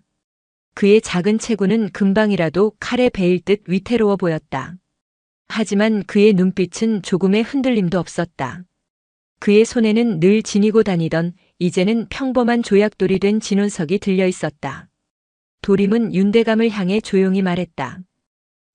대감께서는 기적을 가져가고 싶으신 거군요. 그의 목소리는 팽팽한 긴장감이 감도는 마당을 부드럽게 감쌌다. 하지만 기적은 꺾거나 가둘 수 있는 것이 아닙니다.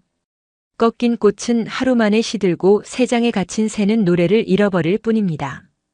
대감께서 진정 가져가셔야 할 것은 저것들의 형체가 아니라 저것들을 피어나게 한 마음입니다.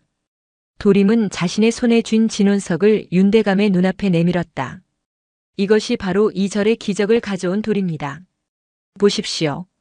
지금은 그저 평범한 돌멩이일 뿐입니다. 어째서인지 아십니까?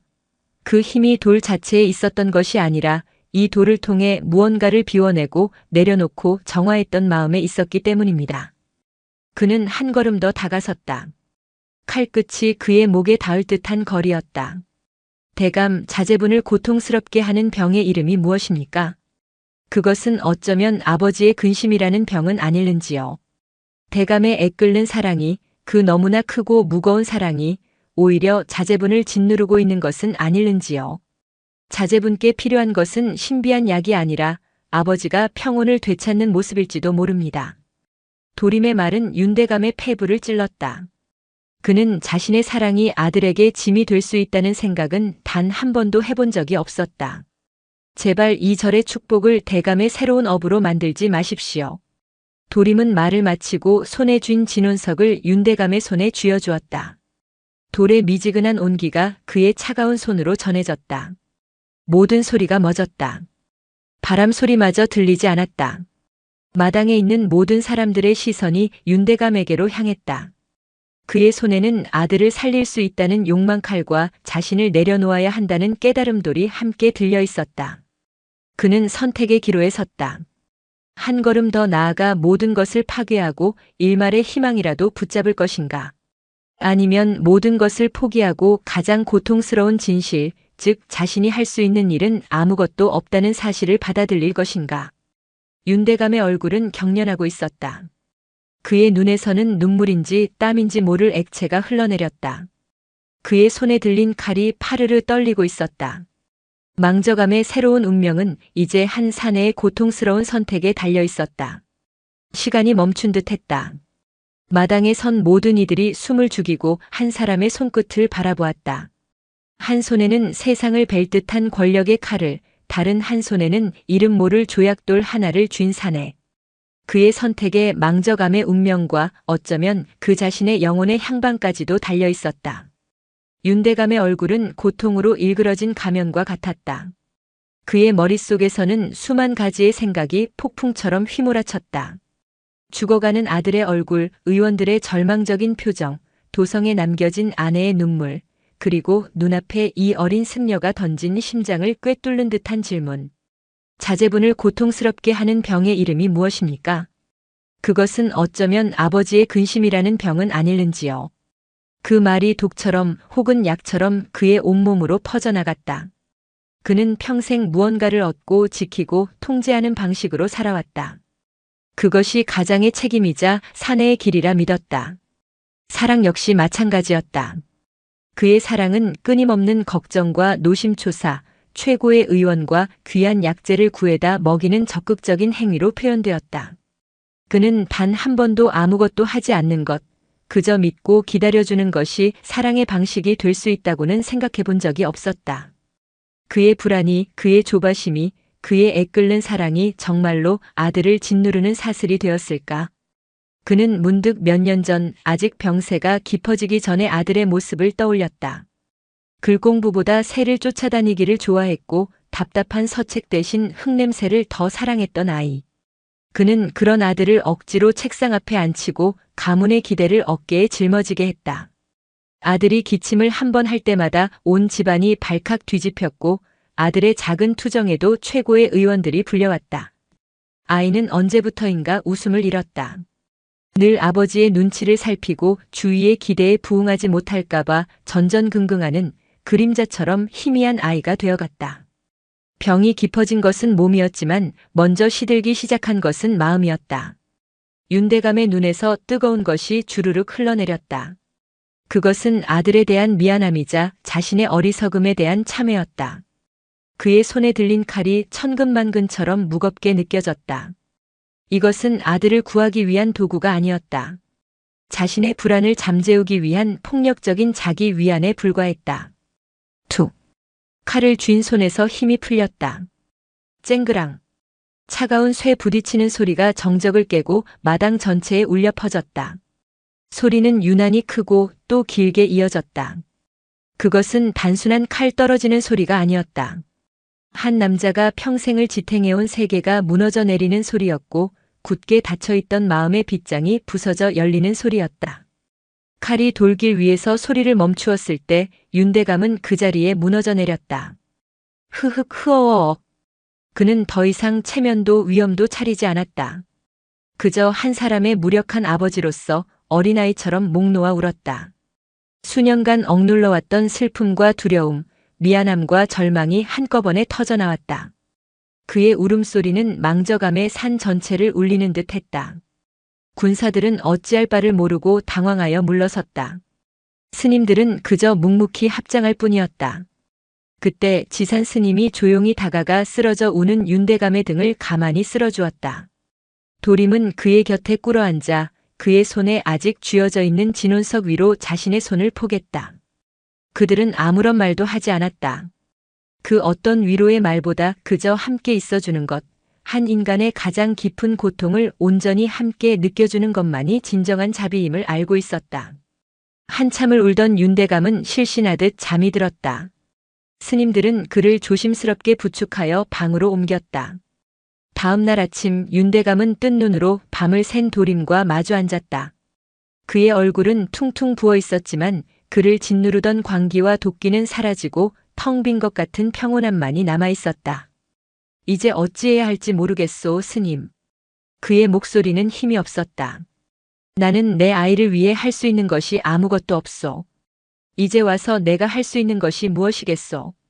대감께서는 이미 가장 위대한 일을 하셨습니다. 도림이 조용히 말했다. 스스로의 칼을 내려놓으셨으니까요. 그것이야말로 아버지가 자제분께 줄 수 있는 가장 큰 선물입니다. 도림은 잠시 말을 멈추었다가 이었다. 지금 당장 도성으로 돌아가신다 한들 대감의 불안한 마음만 함께 갈 뿐입니다. 며칠 더 이곳에 머무시며 대감의 마음을 먼저 온전히 평온하게 하십시오. 그리고 자제분께는 서신을 보내십시오. 신비한 약을 구했다는 거짓 희망이 아니라 아버지가 비로소 마음의 평화를 찾았노라는 진실을 전하십시오. 윤대감은 한동안 말이 없었다. 그는 도림의 눈을 가만히 들여다보았다. 그리고는 천천히 고개를 끄덕였다. 그는 붓을 들어 아내에게 보내는 서신을 썼다. 거기에는 망저감의 기적에 대한 이야기도 아들의 병세에 대한 조급함도 없었다. 다만 자신이 어리석었음을 고백하고 모든 것을 하늘에 맡기고 며칠 더 마음을 닫고 돌아가겠다는 담담한 내용만이 적혀 있었다. 서신을 든 파발이 산을 내려가는 모습을 윤대감은 처음으로 조급함이 아닌 평온한 마음으로 지켜보고 있었다. 그 순간 연못가의 영조가 긴 목을 들어 하늘을 향해 한번 학 하고 울었다. 그 울음소리는 더 이상 슬프지도 처절하지도 않았다. 그저 맑고 청아하게 허공으로 퍼져나갔다. 마치 길고 긴 매듭 하나가 비로소 풀렸음을 알리는 소리처럼. 윤대감은 망저감에 남았다. 그는 더 이상 손님이 아니었다. 그는 스스로를 낮추어 말단 행자승처럼 묵묵히 절의 일과를 따랐다. 군사들은 산 아래로 내려보내고 최소한의 시종만을 남겼다. 그는 스님들과 함께 새벽에 일어나 마당을 쓸고 밭에서 감자를 캐고 저녁에는 법당 구석에 앉아 스님들의 독경 소리를 들으며 조용히 자신을 돌아보았다. 그의 마음은 텅 빈 그릇과 같았다. 아들에 대한 걱정이 사라진 것은 아니었지만 그 걱정이 더 이상 그의 마음을 지배하지는 않았다. 그는 걱정하는 대신 멀리 있는 아들을 위해 조용히 기도하는 법을 배웠다. 기적을 바라는 기도가 아니라 아들이 어떤 모습이 되든 그 영혼이 평안하기를 바라는 아무런 대가도 바라지 않는 순수한 기도였다. 그의 얼굴에서 그늘이 옅어지고 표정이 부드러워졌다.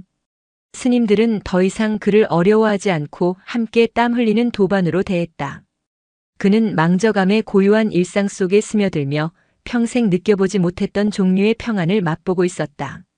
닷새가 지났다. 도성으로 떠났던 파발이 다시 산을 올라왔다. 그의 얼굴에는 피곤한 기색과 함께 무어라 형용하기 힘든 흥분과 경이로움이 뒤섞여 있었다. 윤대감과 스님들은 모두 마당에 모여 숨을 죽이고 그를 바라보았다. 윤대감의 심장이 다시 가슴을 쿵 하고 울렸다. 하지만 예전과 같은 불안한 두근거림이 아니었다. 어떤 소식이든 담담히 받아들이겠다는 체념 섞인 고요함이었다. 파발은 윤대감 앞에 엎드려 떨리는 목소리로 아뢰었다. 대감, 기적이옵니다. 공자께서 깨어나셨습니다. 순간 마당의 모든 공기가 멎는 듯 했다. 무어라? 윤대감이 믿을 수 없다는 듯 되물었다. 대감의 서신이 도착한 바로 그날 밤이었습니다. 갑자기 공자님의 몸을 태울 듯 하던 열이 내리기 시작하더니 다음 날 아침에는 스스로 눈을 뜨고 맑은 미움을 찾으셨다고 합니다. 어이들께서도 이런 기적은 처음이라며 윤대감은 그 자리에 선 채로 굳어버렸다. 그는 기쁨보다 더 큰 충격과 혼란에 휩싸였다. 도대체 어찌 된 일인가? 연꽃도 깃털도 그 어떤 신비한 약도 없었는데 파발은 품속에서 마님께서 보낸 답신을 꺼내 올렸다. 윤대감은 떨리는 손으로 서신을 펼쳤다. 그 안에는 아들의 병세에 대한 설명과 함께 놀라운 이야기가 적혀 있었다. 대감의 서신을 읽고 저는 처음으로 마음을 놓았습니다.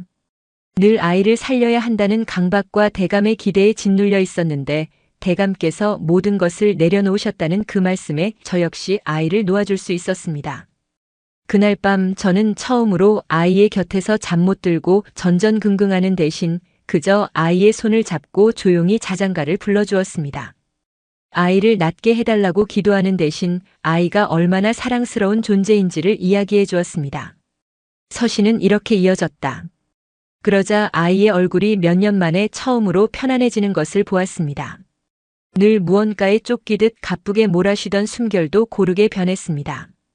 그리고 다음 날 아침 아이는 마치 길고 긴 악몽에서 깨어난 사람처럼 눈을 떴습니다. 어인은 아이의 몸이 스스로 병을 이겨낸 것이라 말했지만 저는 압니다. 아이를 올가매고 있던 보이지 않는 사슬이 끊어진 것입니다. 그것은 바로 저희 부부의 애끓는 근심이었겠지요. 대감 당신께서 그곳에서 칼을 내려놓으신 순간 저희 아이는 비로소 자유로워진 것입니다. 윤대감의 손에서 서신이 떨어졌다. 그는 허망하게 하늘을 올려다보았다. 진정한 기적은 망저감에서 일어난 것이 아니었다. 수백 리 떨어진 도성의 아들 방에서 일어났다. 하지만 그 기적의 씨앗은 바로 이곳 망저감에서 시작되었다. 기적의 정체는 신비한 힘이 아니었다. 관계의 회복이었다. 억압과 불안으로 뒤엉켜 있던 아버지와 아들의 관계가 아버지가 스스로를 내려놓음으로써 비로소 숨 쉴 공간을 찾게 된 것이다. 부모의 평온이 아이에게는 그 어떤 명약보다 더 큰 치유의 힘을 발휘했던 것이다. 도림의 말이 그의 귓가에 다시 울리는 듯 했다. 기적은 꺾거나 가둘 수 있는 것이 아닙니다. 기적은 스스로 피어나는 마음입니다. 윤대감은 연못의 백년과 그 곁에 선 영조를 바라보았다. 그는 이제야 저것들의 진정한 의미를 깨달았다. 저것들은 소원을 들어주는 신물이 아니었다. 스스로를 정화하고 본래의 모습으로 돌아가고 주변과 조화롭게 살아가는 법을 보여주는 스승이었다. 그는 조용히 무릎을 꿇고 연못을 향해 그리고 망저감의 모든 스님들을 향해 깊이 머리를 숙였다. 그의 등은 더 이상 권력의 무게도 슬픔의 무게도 짊어지지 않은 채 한없이 가벼워 보였다. 이튿날 윤대감은 떠날 채비를 했다. 도성으로 돌아가는 그의 행렬은 망저감에 처음 도착했을 때와는 완전히 다른 모습이었다. 최소한의 인원만 남긴 채 조용하고 간소했다. 그의 얼굴에서는 더 이상 권세가의 오만함이나 아버사의 조급함을 찾아볼 수 없었다. 깊은 깨달음에서 우러나오는 온화함과 지혜가 그 자리를 채우고 있었다. 떠나기 전 그는 지산과 도림을 찾아 다시 한번 깊이 감사를 표했다. 저는 이곳에 아들의 병을 고치러 왔다가 대신 제 마음의 병을 고치고 돌아갑니다. 이 은혜를 어찌 갚아야 할지 모르겠습니다. 그는 예전처럼 황금 주머니를 내미는 대신 진심이 담긴 약속을 건넸다. 스님들께서 제게 바라시는 것은 아무것도 없다는 것을 압니다. 하지만 이제부터 저는 제가 가진 힘으로 이 산과 절을 지키는 방패가 되어드리겠습니다. 다시는 저와 같은 어리석은 욕망이 이곳의 평화를 해치지 못하도록 막을 것입니다. 그리고 그는 법운 스님에게 다가가 망저감의 해우성로에 대해 자세히 물었다. 스님께서 처음 제안하여 만드셨다는 저 돌길에 대해 더 자세히 듣고 싶습니다. 저 길을 만드는데 어떤 마음이 담겨 있는지, 어떤 의미가 있는지. 법운은 그동안의 과정을 담담하게 설명해 주었다. 윤대감은 고개를 끄덕이며 깊이 감명받았다. 도성으로 돌아가면 제 사가와 제가 돌보는 관아에 저런 길을 만들 생각입니다. 사람들이 그 길을 걸으며 잠시나마 근심을 내려놓고 스스로를 돌아볼 시간을 갖게 해주고 싶습니다. 신비한 기적을 찾아 헤매는 대신 스스로의 발밑에서 평화를 찾는 법을 배울 수 있도록 말입니다. 그것이야말로 망저감에서 얻은 가르침을 세상에 전하는 가장 좋은 방법이었다. 신화와 전설을 퍼뜨리는 것이 아니라 깨달음의 방법을 나누는 것.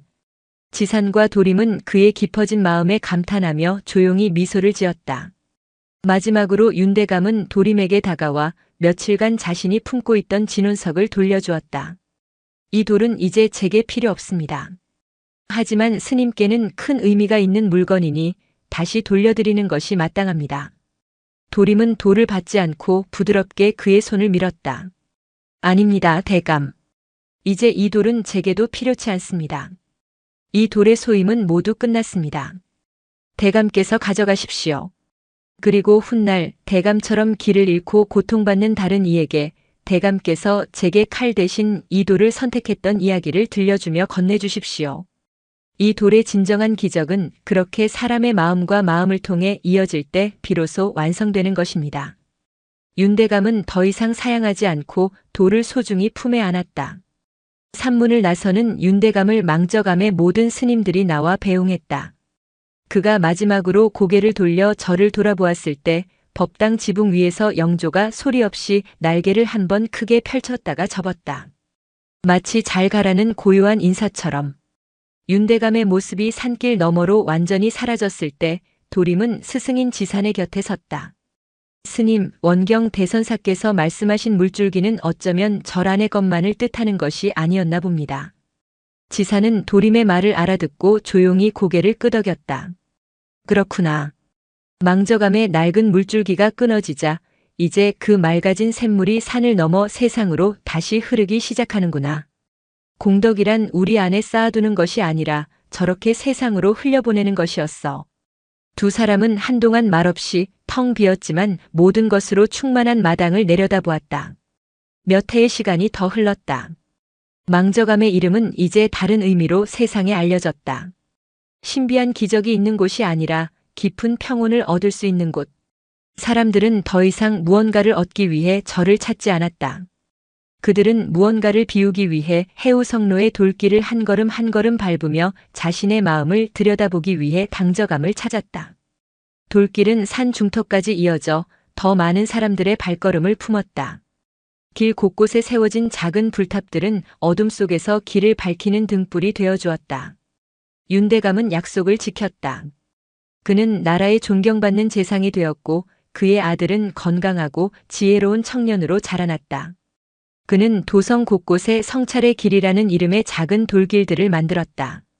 바쁜 시장 사람들, 지친 관료들, 근심 많은 백성들이 그 길 위에서 잠시나마 자신을 돌아볼 수 있었다. 진원석은 그의 손을 떠나 절망에 빠진 다른 이에게 건네졌다고 했다. 돌 자체가 아니라 돌에 깃든 이야기와 함께. 망저감의 연못가. 이제 제법 스승의 풍모가 느껴지는 도림이 어린 행자들과 함께 앉아 있었다. 영조는 여전히 그들 곁을 맴돌며 마치 오랜 도반처럼 함께 명상에 잠기곤 했다. 한 어린 행자가 연못의 백년을 가리키며 물었다. 스님, 저 꽃과 저 새는 정말로 사람들의 소원을 들어줍니까? 도림은 몇 해 전 자신이 윤대감에게 했던 말을 떠올리며 조용히 미소 지었다. 아니다. 저것들은 무언가를 들어주기 위해 있는 것이 아니란다. 그는 어린 행자의 어깨를 다독이며 말했다. 저것들은 그저 우리에게 보여줄 뿐이다. 가장 아름답고 순수한 것들은 우리가 무언가를 욕심내어 채우려 할 때가 아니라 우리 안의 아픔과 슬픔을 기꺼이 비워낼 때 바로 그 텅 빈 자리에서 스스로 피어난다는 것을 말이다. 맑은 바람이 산을 넘어 불어왔다. 바람은 도림의 낮은 목소리와 연꽃의 향기를 싣고 스님들이 닦아놓은 돌길을 따라 더 넓은 세상을 향해 흘러가고 있었다. 망저감에서 시작된 맑은 물줄기는 이제 거대한 강물이 되어 세상이라는 바다로 흘러들고 있었다. 세월은 망저감의 돌길 위로 비와 햇살을 고르게 흩뿌리며 흘러갔다. 10년이라는 시간이 지나는 동안 도림은 더 이상 어린 동자승이 아니었다. 그의 얼굴에는 깊은 사색의 흔적이, 눈빛에는 연못의 수면처럼 고요하고 맑은 지혜가 담겨 있었다. 주지인 지산 스님은 이제 노쇠하여 법당에 앉아 묵묵히 좌선할 뿐 절의 크고 작은 운영은 모두 도림의 손에 맡겨져 있었다. 그는 망저감의 실질적인 스승이자 기둥이었다. 세상도 많이 변했다. 윤대감은 나라의 어진 재상으로 남아있다가 몇 해 전명예롭게 은퇴했다. 그의 아들은 건강하게 자라 가문을 이었고 그가 도성에 만든 성찰의 길들은 여전히 시민들의 쉼터가 되어주고 있었다. 망저감은 이제 왕실의 비호를 받는 함부로 건드릴 수 없는 성역이 되었다. 하지만 빛이 강하면 그림자 또한 짙어지는 법. 망저감의 명성과 그곳을 비호하는 윤치겸의 존재는 조정의 반대파에게는 눈엣 가시와도 같았다. 특히 신임 좌의정에 오른 조원경은 야심이 크고 성정이 비틀린 인물이었다. 그는 뜬구름 잡는 소리 대신 힘의 논리를 신봉했으며 윤치겸이 말년에 심취했다는 망저감의 마음 닦는 도리 따위를 허약한 자들의 자기기만이라 경멸했다. 때마침 나라에 큰 가뭄이 닥쳤다. 몇 년에 걸쳐 비가 오는 날이 줄어들더니 그 해에는 봄부터 여름까지 비 한 방울 내리지 않았다. 강바닥은 거북 등처럼 갈라졌고 들판의 곡식은 누렇게 타들어갔다. 임금이 친히 기우제를 올려도 하늘은 굳게 닫혀 있었다. 백성들의 원성은 날마다 높아져만 갔다. 조원경은 이것을 기회로 삼았다. 그는 윤치겸 파의 마지막 남은 영향력을 제거하고 자신의 권력을 공고히 할 계략을 꾸몄다. 그의 목표는 단 하나, 망저감이었다. 어느 날 도성의 저작거리에 기묘한 소문이 돌기 시작했다. 남쪽 산의 망저감이라는 절에는 사시사철 마르지 않는 연못이 있다는데 필시 그 절이 산의 모든 물 기운을 독차지하고 있기 때문이 아니겠는가. 소문은 교묘하게 부풀려졌다. 그 절에 신령한 학은 구름을 부리는 능력이 있다는데 자신들의 안위만을 위해 비를 내리지 못하게 막고 있는 것이라더라. 급기야 소문은 흉흉한 영모설로 번졌다. 망저감은 나라의 기운을 훔쳐 자신들만의 왕국을 세우려는 요사스러운 집단이다. 전임 재상 윤치겸이 바로 그들의 뒤를 봐주고 있는 것이다. 굶주림과 갈증에 지친 백성들의 마음은 흉흉한 소문에 쉽게 불이 붙었다. 망저감을 향한 시선은 경외에서 의심으로 다시 분노와 적의로 변해갔다. 마침내 조원경은 임금에게 아뢰어 망저감에 대한 진상조사를 윤허받았다. 명분은 나라의 가뭄의 원인이 될 만한 이적 행위를 조사한다는 것이었지만 그 속내는 저를 올가맬 꼬투리를 찾아내는 것이었다. 그리하여 가을의 초입 망저감에는 또다시 도성에서 온 행렬이 당도했다. 하지만 십수년 전 아들을 살리기 위해 절박하게 찾아왔던 윤대감의 행렬과는 그 분위기가 완전히 달랐다. 금부도사와 관료들 그리고 삼엄하게 늘어선 군사들의 얼굴에는 예를 갖추려는 기색 대신 죄인을 신문하러 온 듯한 냉기와 오만함이 서려 있었다. 조사단의 책임자인 형조판서 박인선은 조원경의 신복으로 냉혹하고 실리적인 인물이었다. 그는 도림의 안내에도 눈길 한 번 주지 않고 곧장 연못으로 향했다. 나라 전체가 타들어가는 와중에도 변함없이 맑은 물을 가득 담고 있는 연못과 유유히 떠있는 백년을 본 그의 눈이 싸늘하게 빛났다. 과연 소문대로군. 그는 비웃듯 말했다. 온 백성이 목말라 죽어가는 판에 이곳만 이리 평화로워도 되는 것인가. 이것이 어찌 부처의 자비라 할 수 있겠는가. 도림은 흔들림 없이 차분한 목소리로 답했다. 나으리, 이 연못의 물이 마르지 않는 것은 특별한 조화가 있어서가 아닙니다. 그저 불필요한 것을 탐하지 않고 가진 만큼만 나누며 살아가기에 아직 마르지 않았을 뿐입니다. 만약 저작거리의 사람들이 술과 고기를 탐하는 대신 그 물로 마른 목을 축인다면 갈증이 조금은 덜하지 않겠습니까? 박인선은 도림의 말에 코웃음을 쳤다. 요승의 말장난은 듣고 싶지 않다. 우리는 이제부터 이 절의 모든 것을 샅샅이 조사할 것이다.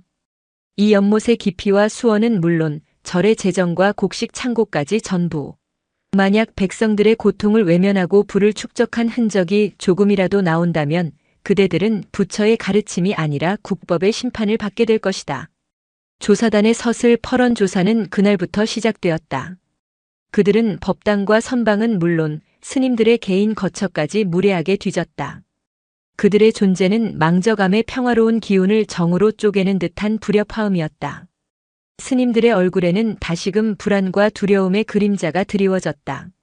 십수년 전 한 사람의 욕망이 휘두른 칼날보다 이제는 국가의 이름으로 자행되는 의심과 불신이라는 더 차갑고 날카로운 칼날이 망저감의 심장을 겨누고 있었다.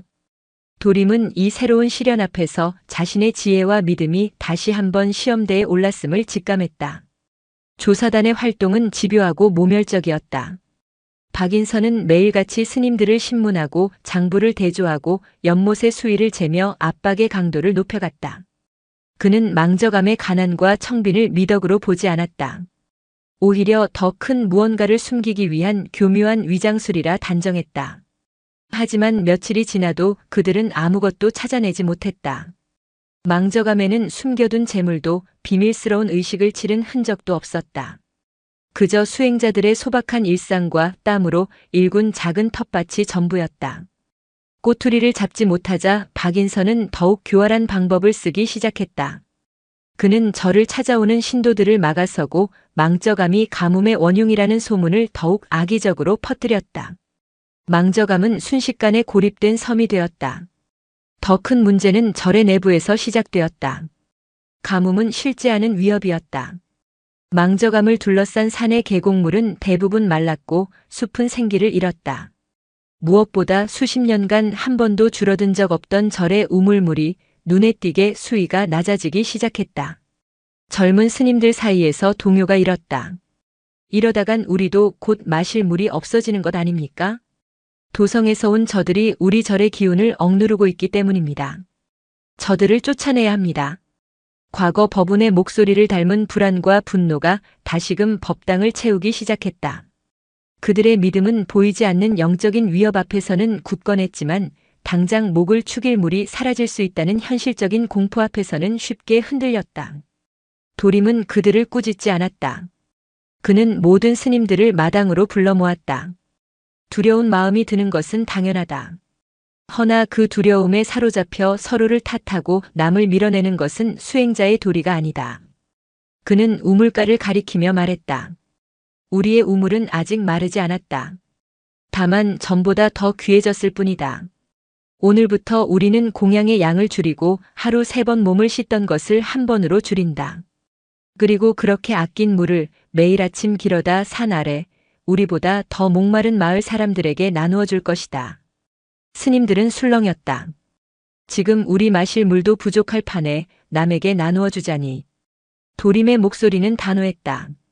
공덕이란 넘칠 때 나누는 것이 아니라 부족할 때 함께하는 마음에서 비롯되는 것이다. 물이 마를 것을 두려워하여 우물을 닫아 걸면 우리의 마음 또한 함께 말라붙을 것이다. 허나 마르지 않을 것을 믿고 기꺼이 우물을 연다면 우리의 마음은 마르지 않는 셈이 될 것이다. 어느 길을 택하겠는가? 도림의 말에 누구도 더 이상 이의를 제기하지 못했다. 다음 날부터 스님들은 새벽마다 물동이를 지고 산 아래 마을로 향했다. 처음에는 의심의 눈초리로 그들을 보던 마을 사람들도 며칠이고 계속되는 스님들의 진심 어린 보시에 점차 마음을 열기 시작했다. 망저감을 둘러싼 적의는 조금씩 녹아내리고 있었다. 하지만 도림의 마음속에는 또 다른 근심이 자리 잡고 있었다. 그는 박인서의 정치적인 음모나 스님들의 동요보다 더 근본적인 문제의 징후를 느끼고 있었다. 연못의 백년은 여전히 피어 있었지만 그 순백의 빛깔이 아주 미세하게 흐려져 있었다. 영조 역시 예전처럼 평온하지 않았다. 자주 하늘을 보며 불안한 울음소리를 내었고 잠 못 이루고 연못가를 서성이는 날이 많아졌다. 특히 영조는 자주 산의 가장 높은 봉우리 스님들이 천주봉이라 부르는 험준한 바위산을 향해 고개를 돌리곤 했다. 그곳은 길이 없어 아무도 오르지 않는 망저감의 금기시되는 영역이었다. 도림은 직감했다. 이 가뭄은 단순한 자연현상이나 정치적인 음모의 배경이 아니었다. 이 산의 생명력, 그 근원 자체에 어떤 병이 생긴 것이다. 과거 태를 정화하며 산의 오랜 응어리를 풀어냈다고 생각했지만 어쩌면 더 깊은 곳에 혹은 전혀 새로운 곳에 또 다른 병의 뿌리가 자라나고 있는지도 모른다. 정치적인 위협은 사람의 마음을 얻으면 이겨낼 수 있다. 하지만 대자연의 근원이 병들어간다면 그것은 한낱 인간의 힘으로 어찌할 수 있는 것이 아니었다. 그날 밤 도림은 연못가에서 홀로 좌선에 들었다. 그는 영조에게 마음으로 물었다. 무엇이 두려운 것이냐? 내가 바라보는 저곳에 무엇이 있기에? 영조는 그의 곁으로 다가와 날개로 그의 어깨를 부드럽게 한번 스쳤다. 그리고는 다시 한번 천주봉을 향해 고개를 돌렸다. 그 눈빛은 도림에게 분명히 말하고 있었다. 가보아야 합니다. 모든 것의 시작이자 끝인 저곳으로. 도림은 결심을 굳혔다. 그는 더 이상 이 마당 안에서 기다리고만 있을 수 없었다. 박인서의 조사가 끝나든 끝나지 않든 그는 이 산의 병의 근원을 찾아 떠나야만 했다. 설령 그 길이 아무도 가보지 않은 험난한 길이라 할지라도. 그는 자리에서 일어났다. 망저감을 구하는 길은 이제 절 안에 있지 않았다. 저 높고 험준한 미지의 산봉우리 위에 있었다. 그의 3번째 시련은 그렇게 자신의 발밑에서부터 시작되고 있었다. 영상이 마음에 드셨다면 구독과 좋아요 부탁드립니다.